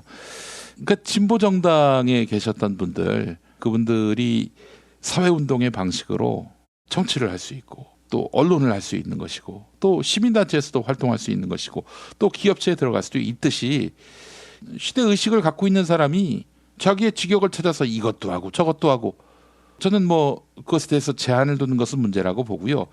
근데 우리 정상근 기자 말대로 양지를 쫓아갔던 사람들, 이런 사람들하고는 결이 다르죠. 내용을 봐야지 본질은 안 보고 그냥 외피만 보고 그래서 해야 되겠느냐. 이건 굉장히 관념론적인 오류라고 생각합니다. 자유한국당하고 국민의당에서 언론인이 뭐 이렇게 코드 인사로 문재인 정부에 뽑혀간다 이렇게 얘기를 하는데, 그 정당의 언론인들이 상당히 많습니다. 네, 그래요. 니네나 잘하라고 얘기를 해야 마땅한데, 뭐 하여간 걔네들은 우리는 과연 이랬는가에 대해서는 전혀 검토하지 않고 토하듯이 말을 하니까요. 그럼 뭐 토설에는 관심을 둘 필요가 없을 것 같습니다. 그렇습니다. 뭐 이준웅 교수님의 뭐 지적은 뭐 어느 정도 귀담아 들을 필요는 있다라고 생각을 하는데. 아니, 저는 별로 동의하지 않나요? 네네. 근데 저는 생각이 좀 다르다라는 말씀을 좀 드리고 싶었어요. 알겠습니다. 자, 정상근 기자님 말씀 잘 들었습니다. 네, 감사합니다.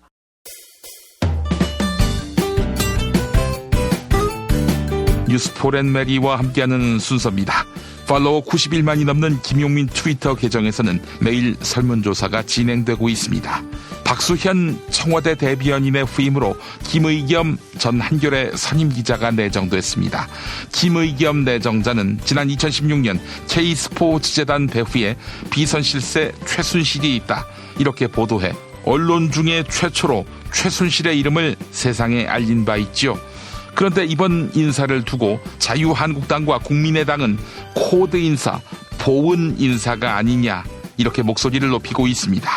이번 인사에 대해 시민들 어떻게 평가를 내리고 있을까요? 오늘 새벽 5시까지 모두 2,742분이 설문조사에 참여해 주셨습니다. 86%, 10명 가운데 9명은 김의겸 전 한겨레 기자의 청와대 대변인 선임은 문제없다, 이렇게 응답해 주셨습니다. 반면 이번 인사는 문제가 있다라는 의견은 14%로 나타났습니다. 트위터 의견 볼까요? 스프링드림님, 지난 정부에서 문제를 일으켰던 대변인들과 동일선상에 두고 비교하는 건 아니라고 생각합니다, 라고 하셨고요.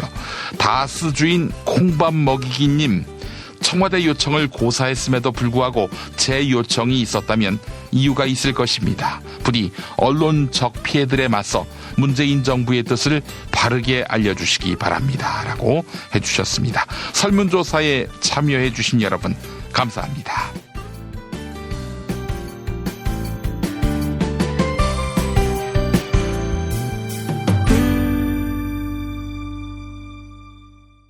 김용민 브리핑 뉴스기 능력평가 정답 맞히신 분들입니다. 어제 문제는 2010년 당시 법무부 장관이 누구인지 맞히는 거였죠. 정답 이기남 전 법무부 장관입니다. 정답자 대나무 숲바람 소리님, 우리 사회 곳곳 적폐를 어떻게 치워야 할까요? 새해 날을 꿈꾸는 민들레님, 진실이 세상을 바꾼다라는 말이 새삼 마음에 와닿습니다. 서지현 검사의 용기 있는 행동에 찬사를 보내며 응원합니다. 클로징 사연 당첨자 에피파니님입니다. 게시판에 이메일 적어주세요. 별을 따다 구운 과자에서 만든 강릉 두부도넛 보내드립니다. 김영민 브리핑 2부, 김영민의 뉴스 브리핑 알고 계십니까? 지상파 라디오 서울 SBS 러브 FM 103.5와 부산 KNN 러브 FM 105.7로 매일 오전 6시 20분부터 40분 동안 함께하실 수 있습니다. 새벽에 나온 새 소식, 당일 대한민국을 뒤흔들 핵심 이슈, 김용민의 뉴스 브리핑에서 미리 만나실 수 있습니다. 이제 오늘 날씨 알아보겠습니다. 기상청의 최혜윤 리포터가 나가 계시죠? 네, 안녕하세요. 다수는 누구 겁니까? 제 건 아닙니다. 아, 그렇군요. 뉴스 더하기 뉴스, 김영민의 뉴스 브리핑, 최고의 브리핑, 놓치지 마십시오.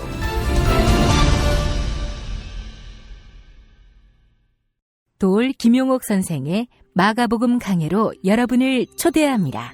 이 마가복음이라는 게 대단히 중요합니다. 왜냐하면 복음서의 원형이기 때문에. 원형. 매주 일요일 아침 11시 서울 서대문구 충정로 20, 서울 지하철 충정로역 9번 출구 앞에 있는 벙커원에서 도울과 만나세요. 율법을 믿으시겠다고? 신약이 율법의 완성이라고? 얼어빠질 그따위 기독교 내 입 앞에서 제발 입도 뻥끗 터지지 말아요. 그런 소리는. 벙커원 교회 일요일 예배를 겸하는 이 자리. 도울이 진리와 생명이었던 예수를 원형 그대로 복원합니다. 그 십자가를 과감하게 걸머지고 돌아가신 예수를 말하지 아니하고 믿으면 너는 금방 축복받을 일만 남았다. 이게 한국 목사들 99%의 거짓말 설교예요. 도울의 마가복음 설교는 따로 녹화 녹음되지 않으며 현장에서만 만나실 수 있습니다. 도울 선생의 마가복음 설교는 2월 4일부터 진행됩니다.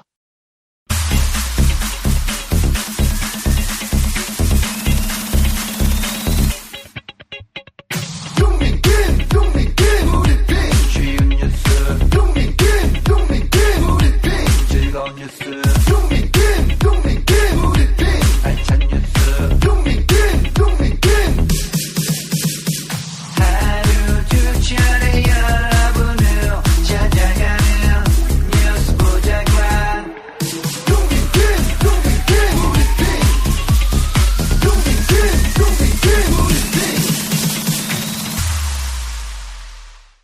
팟캐스트 포털 팟빵의 김용민 브리핑 게시판에 올라온 사연 일부 소개하겠습니다.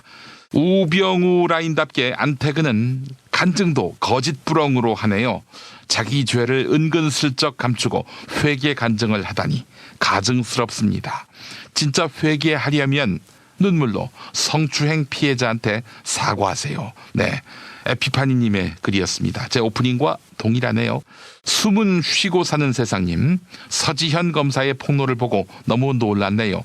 검사들도 저렇게 힘없이 당하는데 일반 회사는 어떨까 생각하니 치가 떨립니다. 라고 하셨습니다. 많은 여성분들이 증언하고 있죠. 네, 나도 피해자다. 미투. 이렇게 말입니다. 2018년 1월 31일 김용민 브리핑 모두 마치겠습니다. 2월에 뵙겠습니다.